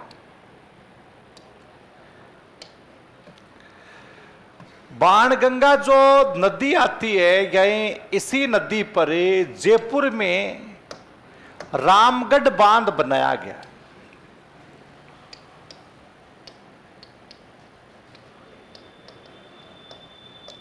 जो अक्सर अखबारों में चर्चा का विषय रहता है, सूख गया बांध, मतलब ये नदी बह ही नहीं रही है, जयपुर में ही नहीं बह रही, रामगढ़ में ही नहीं बह रही, ये हाल है। गुमटी नाला, सूरी, पलासन, सनावन, इसकी जो सहायक नदियां आती है, जैसे एक गुमटी नाला है,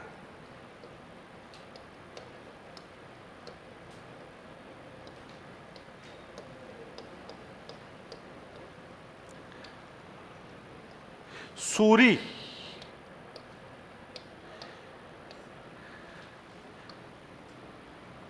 पलासन,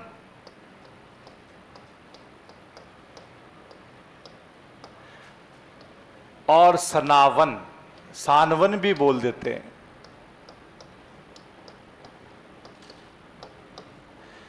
ये इसकी सहायक नदियां।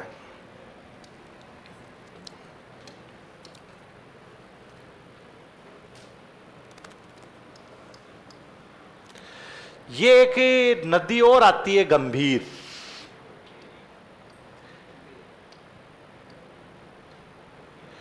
कौन सी नदी होगी? गंभीर। इस गंभीर जो नदी है,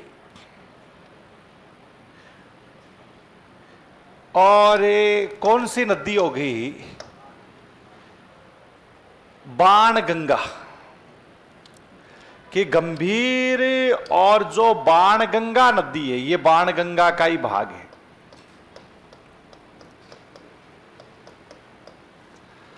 इन दोनों नदियों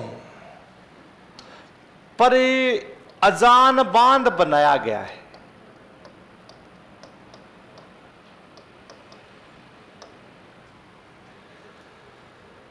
और इस अजान बांध से जलापूर्ति होती है केवला देव को।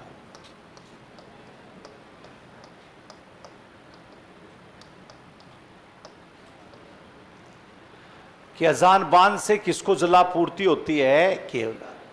केवला देव घना पक्षी विहार है, यही इसको जलापूर्ति होती। तो ये गंभीर जो नदी, जिसको उडगन नदी के नाम से भी जाना आता है, उडगन नदी भी अपन बोल देते हैं, इन दोनों नदियों पर कौन सा बांध बनाया गया है? अजान। तो बेराट की जो पहाड़ी आती, उस बेराट की पहाड़ी से बेराट सभ्यता भी हुई है। यहां से जो नदी निकलती है, उस नदी का नाम है बाणगंगा नदी। ये बेराट सभ्यता के अवशेष है।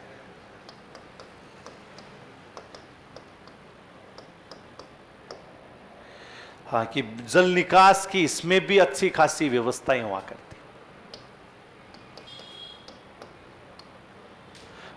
कोई भाबरू शिलालेख भी यहां प्राप्त हुआ, बताए।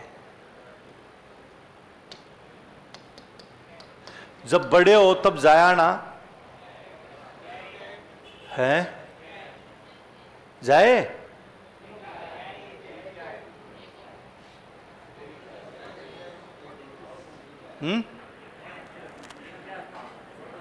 ये क्या था? ये घर थे रे, वो खुदाई में प्राप्त हुए हैं। जो ज्यादा बदमाशी करता था उसको गोल गोल चक्कर लगवाया करते थे उसके। तो बाण गंगा लिख करके लिखो पहले। अर्जुन की गंगा रुंडित खंडित ताला नाम लिख लिए? तो लिखो, यह नदी जयपुर में बेराट की पहाड़ियों, कोष्टक में चाहे कोटपुतली लिख लेना। जयपुर में बेराट की पहाड़ियों से निकलती है।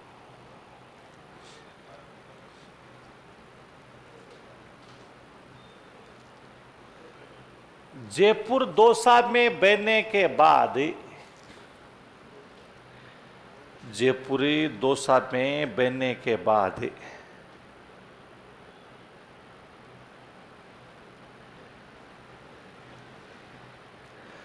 भरतपुर के मैदानों में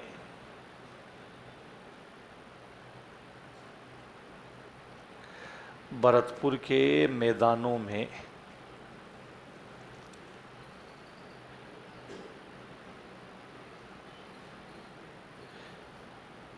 विलुप्त हो जाती है।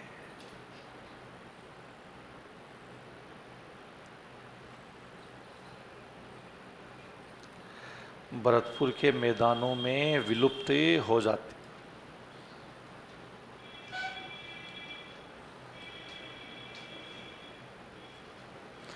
पहले यह नदी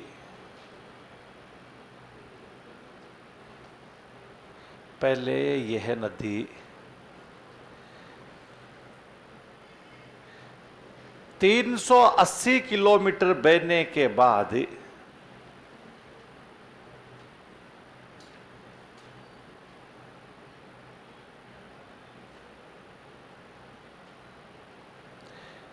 तीन सौ 80 किलोमीटर बहने के बाद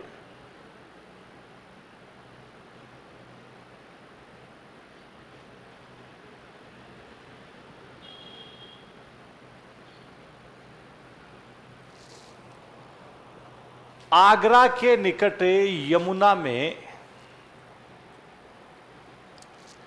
आगरा के निकट यमुना में मिलती थी।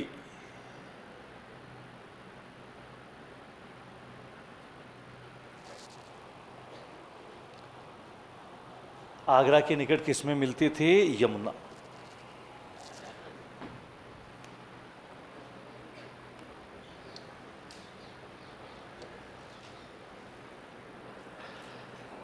सहायक नदियां लिखिए,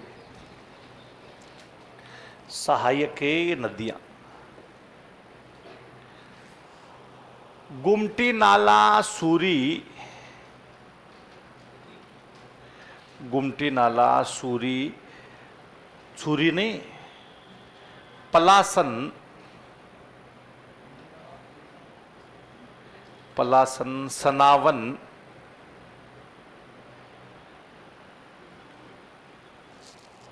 सनावन,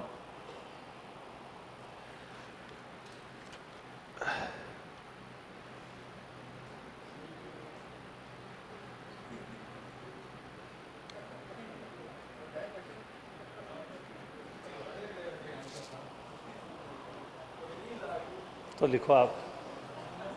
जयपुर में इस नदी पर, मेरे को पहले इस लखन से पता था कुछ ये बड़ा करेगा।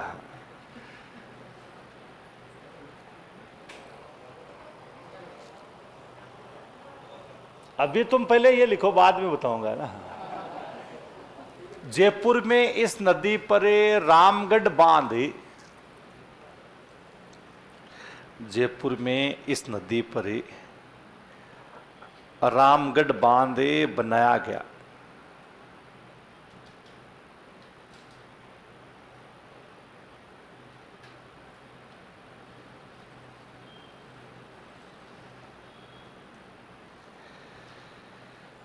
कि जयपुर में इस नदी पर कौन सा बांध बनाया गया है? राम। बाणगंगा और गंभीर नदी पर, बाणगंगा और गंभीर नदी पर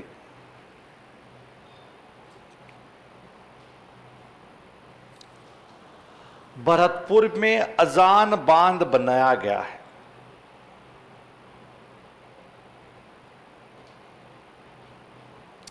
अजान बांध बनाया गया।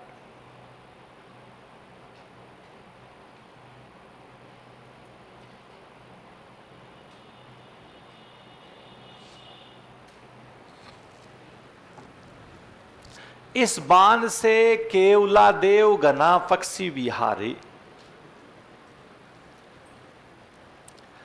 इस बांध से केवलादेव घना पक्षी विहारी को जलापूर्ति होती है।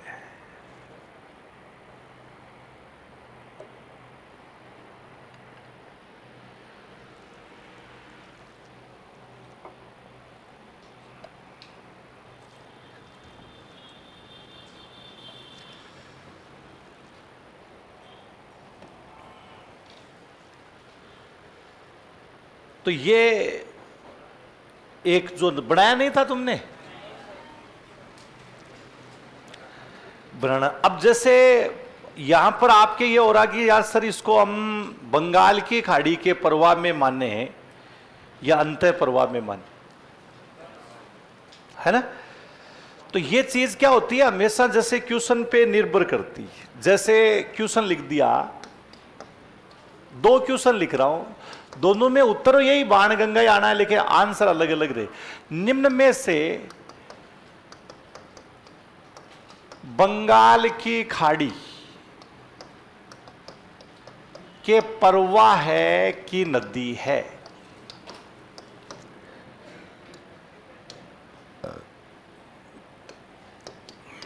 नंबर 1 अपन ने लिख दिया बाणगंगा।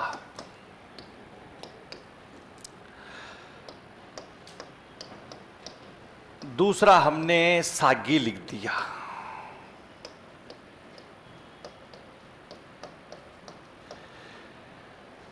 तीसरा रूपा रेल लिख दिया और रूपनगढ़ लिख दिया। बताइए निम्न में से बंगाल की खाड़ी के प्रवाह की नदी है? बोलो कौन सी है? बंगाली खाड़ी के प्रवाह की नदी तो कौन सी? बाण सागी, बाण गंगा, सागी, रूपारेल, रूपनगढ़। बाण गंगा है क्या? सागी है क्या? सागी तो अरब सागर में आती है। रूपारेल शुद्ध रूप से क्या है? अंतः पर। रूपनगढ़ भी क्या होगी? अंत। तो इसका आंसर अपन ने कौन सा लिख दिया? बाण। यही क्वेश्चन अगला अपन ने लिखा कि निम्न में से अंतः प्रवाही नदी है।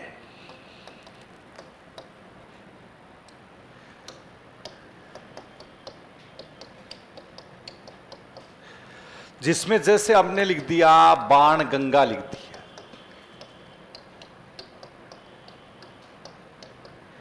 काली सिंध है ये अपन ने लिख दिया,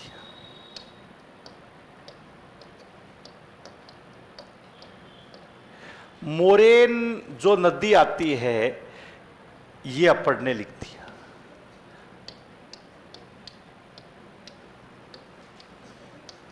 और साबरमती लिख दी। बोलो कौन सी है? बाण गंगा, काली सिंध, मोरेन, साबरमती। बताइए कौन सी अंतः प्रवाही नदी है? कौन सी होगी? अब इसी का आंसर कौन सा हो गया? बाण। तो ये इस पे निर्भर करेंगे कि क्या उस समय ऑप्शन में आपको क्या पूछा गया है। समझ रहे हो ना? हाँ, कुछ तो मोरेन करेंगे तो करेंगे, सबके लिए नौकरी थोड़ी है। फिर अगली बार हमारा क्या होगा, है ना? तो ये ऐसे है, तो इसमें कोई सी इसकी बाण गंगा की नहीं है, कई सारी और भी आपको पूछा जा सकता है, इसमें आपको ध्यान रखना है। तो ये अब अगला देखो, गंभीर नदी, जिसको उटगन नदी भी या उटागन नदी भी कह दिया जाता है। अब गंभीर जो नदी आती है, इस नदी में आपको ध्यान रखना, ये करौली में हिंडौन सिटी से ये नदी आती। कहां से आती है? हिंडौन। फिर करौली, करौली के बाद धौलपुर, धौलपुर के बाद भरतपुर, ये भी आगरा के निकट जाकर के किसमें मिल जाती है? ये। इसकी सहायक नदियां कौन कौन सी आती?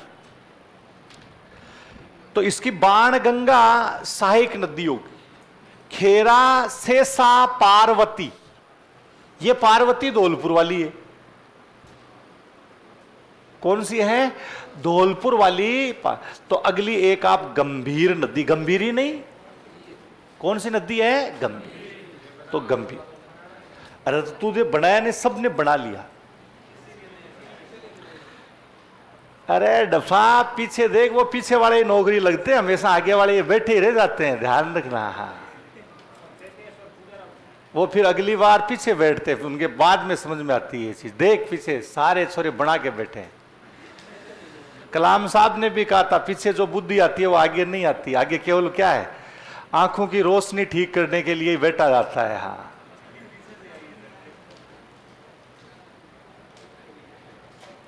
मजाक नहीं है। पीछे क्या होता है? आई कांटेक्ट होता है सीधा। मेरे से तो और किससे? अब तेरे को देखने के लिए मेरे को कितना नीचे एंगल करना, और ये देख खट सीधा है। मजाक नहीं है ना, रियल है ये।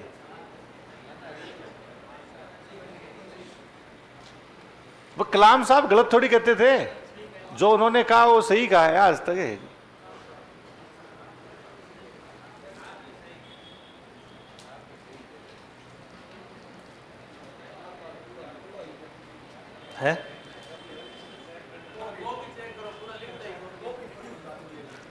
पूरा लिखे कोई?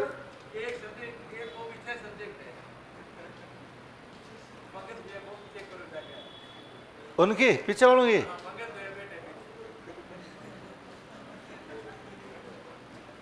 नहीं, वो तो ऐसे है कि सारे जैसे तुम्हें ये ध्यान है कि 60 से 70% जिसके नंबर आ गए वो सिलेक्ट है,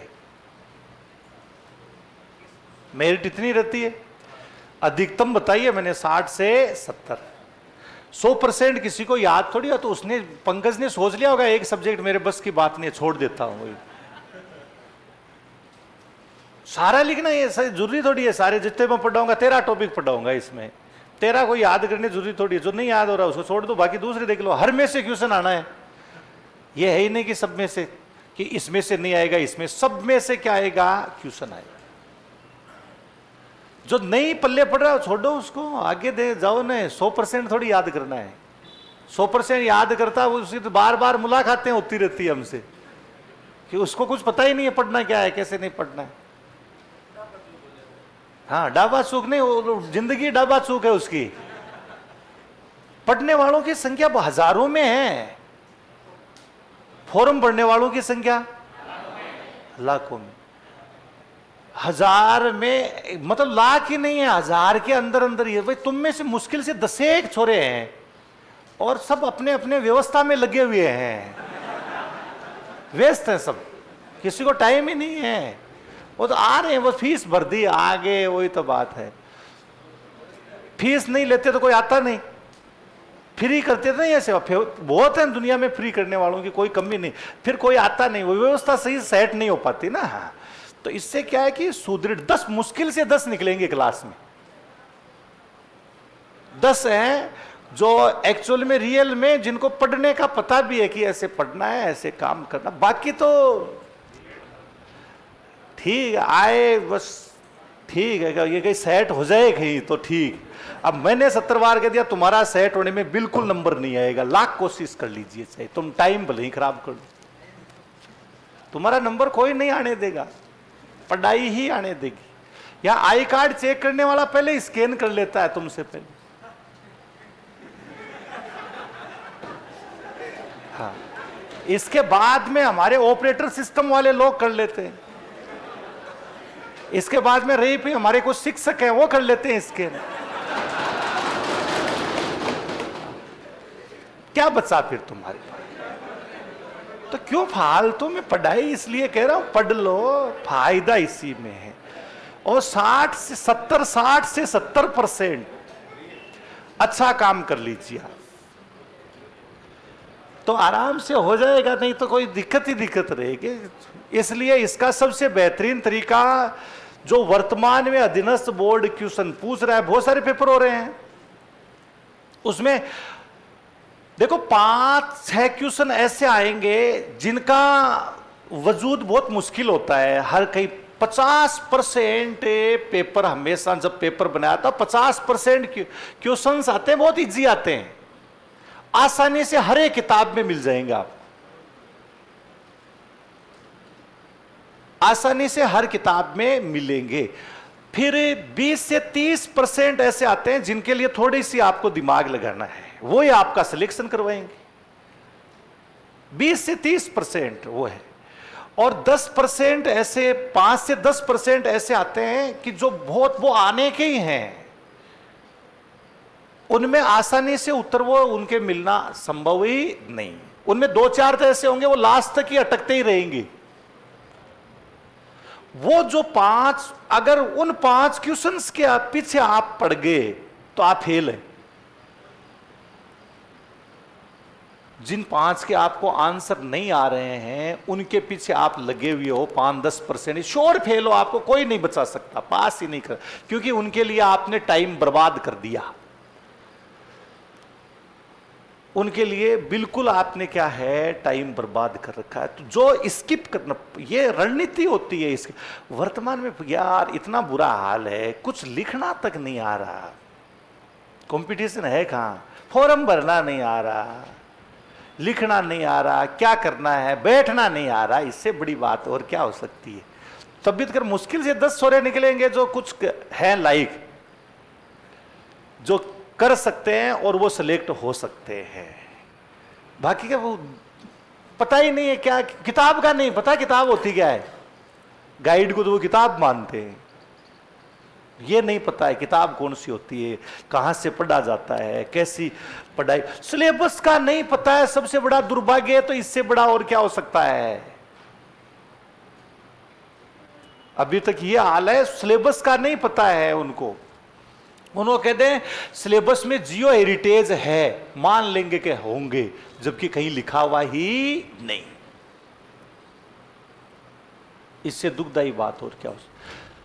तो ये हर से आप एक दूसरे से, जिसको थोड़ा सा डंका आता है ना कि मैं यार कर सकता हूं, वो आसपास घबराने की जरूरत नहीं है, वो अपने आसपास वालों को थोड़ा थोड़ा चेक करता रहे।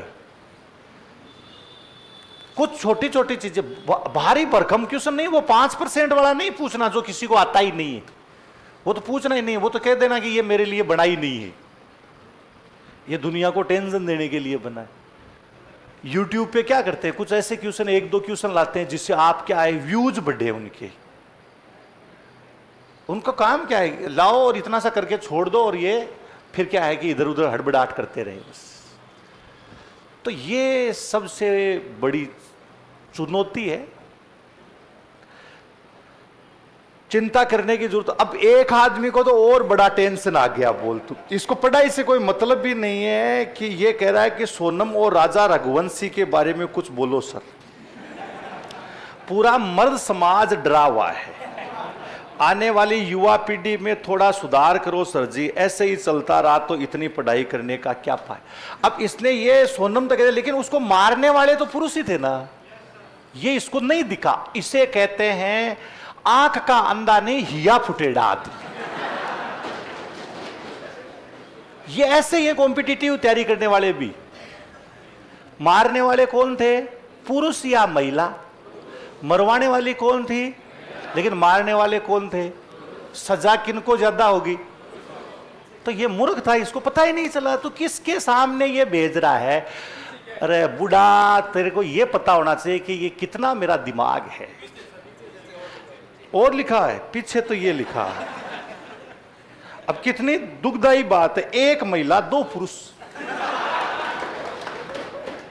तो होंगे अपराध, तो स्वाभाविक सी बात है ना।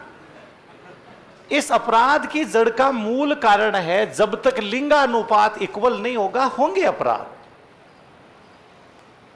कभी ये तुम्हारी सोच मर गई, खत्म हो गई। हाँ, कुछ नहीं आता तुम्हें, रियलिटी है। कोई कुछ भी कह देगा, 1 मिनट की रील चढ़ा देगा, वही आपके लिए सब कुछ है। आपने कभी सोचा कि ये अपराध क्यों बढ़ रहे हैं। ये अपराध इसलिए बढ़ रहे, लिंगानुपात कम है, और जितना लिंगानुपात कम होगा अपराध उतने ही ज्यादा होंगे। सोच नहीं है, खत्म है तुम्हारी, बिल्कुल 1% ही नहीं है। और ये 2018 के बाद में जितना ऑनलाइन सिस्टम आया, उतनी ज्यादा सोच खत्म होगी तुम्हारी। आज मोबाइल को आप 1 मिनट के लिए बंद नहीं कर सकते। 10 दिन मत रखिए, अपने आप सोच डेवलप हो जाएगी। पढ़ाई होती कैसे पता चल जाएगा। 10 दिन मत रखिए आप, किताबों के साथ अपने आप दोस्ती हो जाएगी। अब इसने ये नहीं सोचा ना, केवल सोनम पे ये चला गया, लेकिन मारने वाले 3, 4, 5 पुरुष ज्यादा है।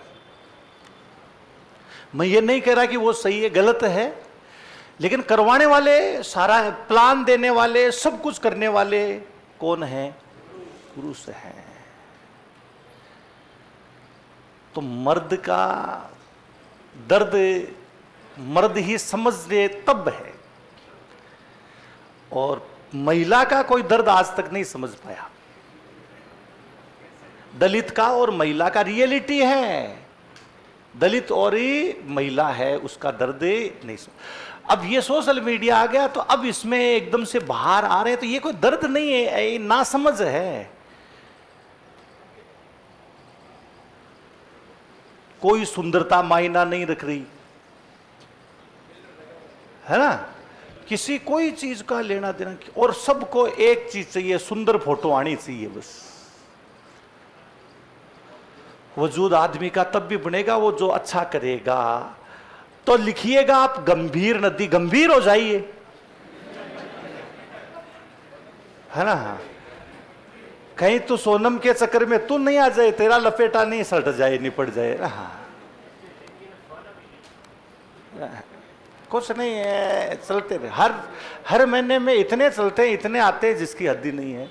पुरुष निपटता है तब थोड़ा ज्यादा हो हल्ला होता है, महिलाएं इतनी निपटा देते हैं, लोग पता ही नहीं चलने देते। आप अपने गांव में देख लो ना, निपटा करके पुरुष उसको लिपा पोती करके कर देता है, नाम ही नहीं आने देता है। दूर क्यों जा रहे हो आप?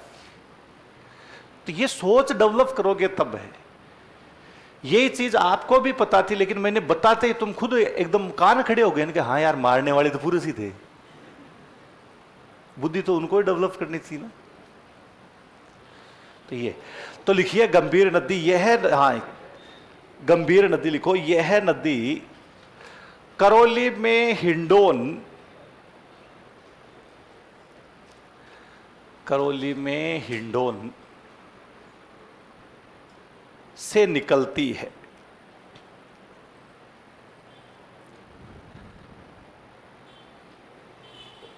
करौली, धौलपुरी,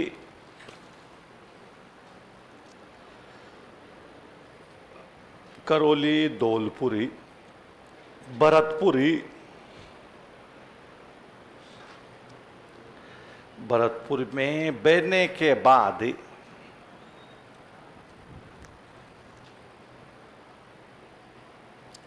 उत्तर प्रदेश में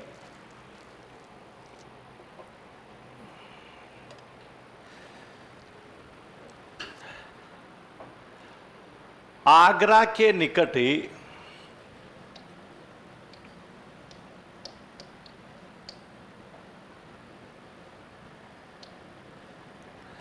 आगरा के निकट ही यमुना में मिल जाती।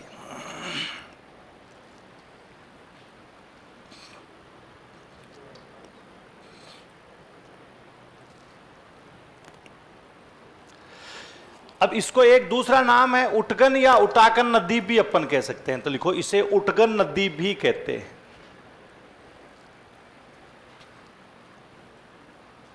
उटगन नदी भी कहते हैं।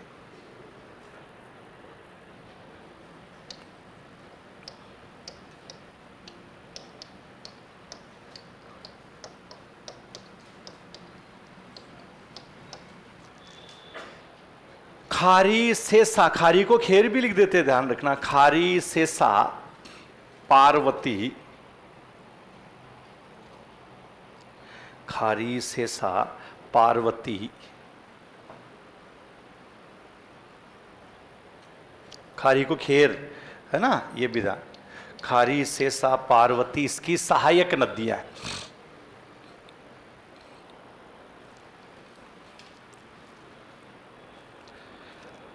ठीक है, ये बना लिया तुमने? Very good, excellent. इसलिए खुद का ध्यान दिया करो, दुनिया में क्या हो रहा है पहले खुद को सुधारिएगा। कोई मतलब नहीं है कौन मर रहा है कौन जी रहा है, अभी तुम्हारे लिए करो एंड मरो की लड़ाई तुम्हारे लिए है ना। कोई किसको लेके जा रहा है, कौन किसको ला रहा है, कौन किसे आंखों में आंखें डाल के बात कर रहा है, कौन इशारे कर रहा है, ये टाइम नहीं है। कर रहा है करने दो उसको, कहो और अच्छा है कर, है ना। एक ये तो अपन ने राजस्थान की नदियां हैं, इसके बारे में एक अपन लिखते हैं पांचना बांध।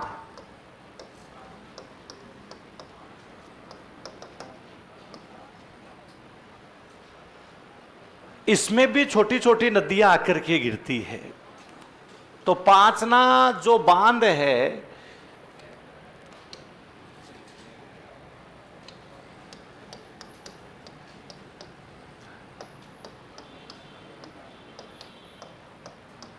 करौली का कौन सा गांव हो गया? गुड़ला गांव। हाँ, कि करौली और करौली का कौन सा गांव है? गुड़ला। उस गुड़ला गांव में संयुक्त राज्य अमेरिका के द्वारा मिट्टी का बांध बनाया गया है। किसका बांध है? मिट्टी। और इस बांध में 5 नदियां आकर के गिरती है। अट्टा, माची, हाँ बस सटक ली, ये याद मैं पता है। ढंग की चीज जिंदगी में मत सीखना। पता था मुझे, और जरूर कोई ने कोई, कुछ बहुत सारे बोलने वाले थे, लेकिन कुछ ने तो कंट्रोल किया, इसके अनकंट्रोल निकल गया इसके। तेरे जैसे बहुत सारे थे, ये सबको आ रहा है अट्टा मच सटकली क्या है वो जो भी है ना, लेकिन ओड ने कंट्रोल किया, लेकिन इसके तो फिसल गया। अट्टा माची बरखेड़ा भद्रावती और बेसावट, ये सब इसकी क्या आती है, सहायक की नदियां हैं। अट्टा माची बरखेड़ा भद्रावती और कौन सा हो गया, बेसावट। तो लिखिए 5 नाबा। गंभीर इसके पास से आती है, गंभीर हाँ, इससे जलापूर्ति गंभीर से भी होती है। तो लिखिएगा यह नदी, यह बांध, ये लिखना, यह बांध करौली के गुड़ला गांव, करौली के गुड़ला गांव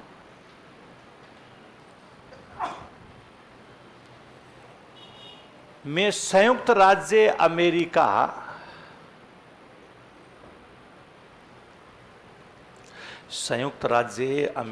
के सहयोग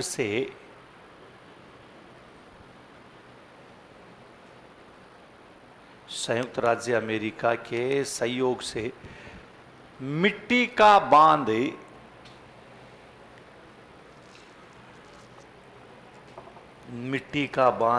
बनाया गया है।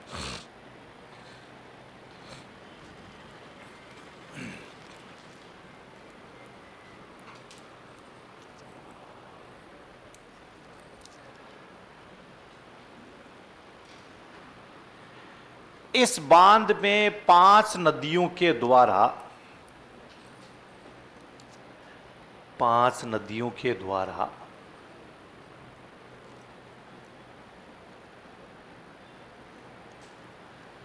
जलापूर्ति होती।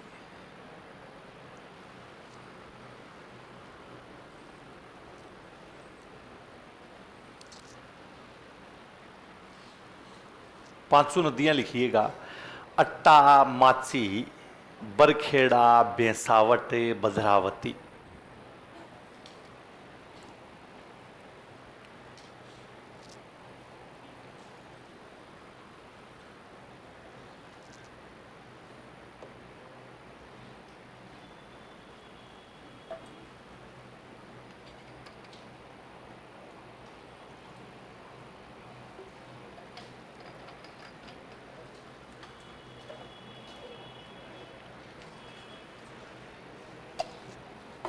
कितनी नदियां हुई, इसीलिए इसका नाम क्या कर दिया गया, 5 बांध।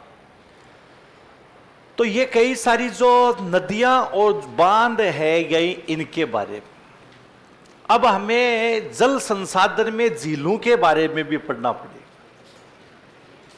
किसके बारे में, कि जो झील है गई इनके बारे।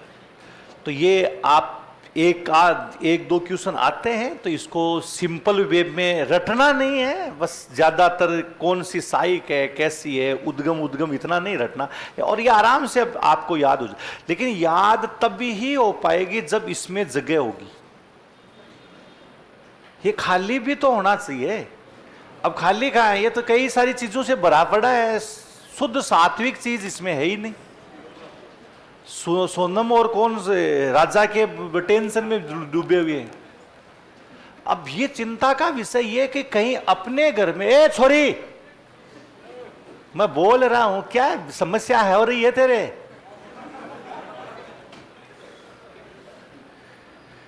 तो ये यहां पर अपन ने देखा कि ये समस्या चिंता का विषय ये है। लूणी नदी राजस्थान में कुल अपवा क्षेत्र के कितने 95% है, और 5% ही कहां पर है, गुजरात में। लूणी का अपवा है ना, तो 95% है, ये हमारे केवल कहां पर आता है, राजस्थान। 300 थे ये मूर्खानंदन। अब ये तुम्हारी बुद्धि नहीं है, 495 मैंने लिखवाया, निकालना तुम कैसे नौकरी लगोगे तुम यार, 90 से 95 कैसे नौकरी लग पाएंगे जिनको परसेंटेज नहीं आ रहा गणित के, और ये फर्स्ट लेवल का छोरा है, सेकंड लेवल का एग्जीक्यूशन नहीं कर सकता, बीएड का छोरा एग्जीक्यूशन कभी नहीं, वो कंफ्यूज नहीं होता। हाँ, बीएड जो कर लेता क्योंकि वो कम से कम 5 साल बड़ा है उससे, उसमें बुद्धि है इतनी चीज की। हाँ, वो बहुत सोच समझ करके पूछेगा। ये कंफ्यूज आने का काम उन्हें, कंफ्यूज नहीं है, कंफ्यूज शब्द का मतलब भी नहीं पता उनको है, होता है क्या है इसका मतलब। बस शब्द एक सीख गए कि मैं कंफ्यूज हो गया था, उसको पूछे बेटा इसका अर्थ क्या है, नहीं बता पाएगा। यदि भारतीय मानक समय रेखा निर्धारित करने वाली देशांत रेखा को प्रधान देशांत रेखा का दर्जा दिया जाए तो अंतरराष्ट्रीय तिथि रेखा 97.5 हो जाएगा। वो 180 में से 82 घटा दीजिए, हो जाएगा ना। ये माइनस का है। ये कोई छोरा हो सकता है सेकंड लेवल का क्वेश्चन पूछा हो, ये फर्स्ट लेवल वालों के नहीं है, इतना बड़ा क्वेश्चन नहीं है। सेकंड लेवल का जो साथ साथ में एसएसटी की तैयारी कर रहे हैं ना, उन छोरों का क्वेश्चन है ये। तो ये 180 में से क्या करना है आपको, 82 घटा दोगे, 97.5 आ जाएगा। 97.5 डिग्री है, यानी ये हो जाएगा। तो ये पूरी चीजें, ये चिंता सोनम रघुवंशी वाली नहीं है। ये सोचिएगा अगर ये घटना अपने घर में हो जाए तो मुंह दिखाने लायक नहीं रहे, इसलिए घर में हर चीज का देख रेख रखना जरूरी है।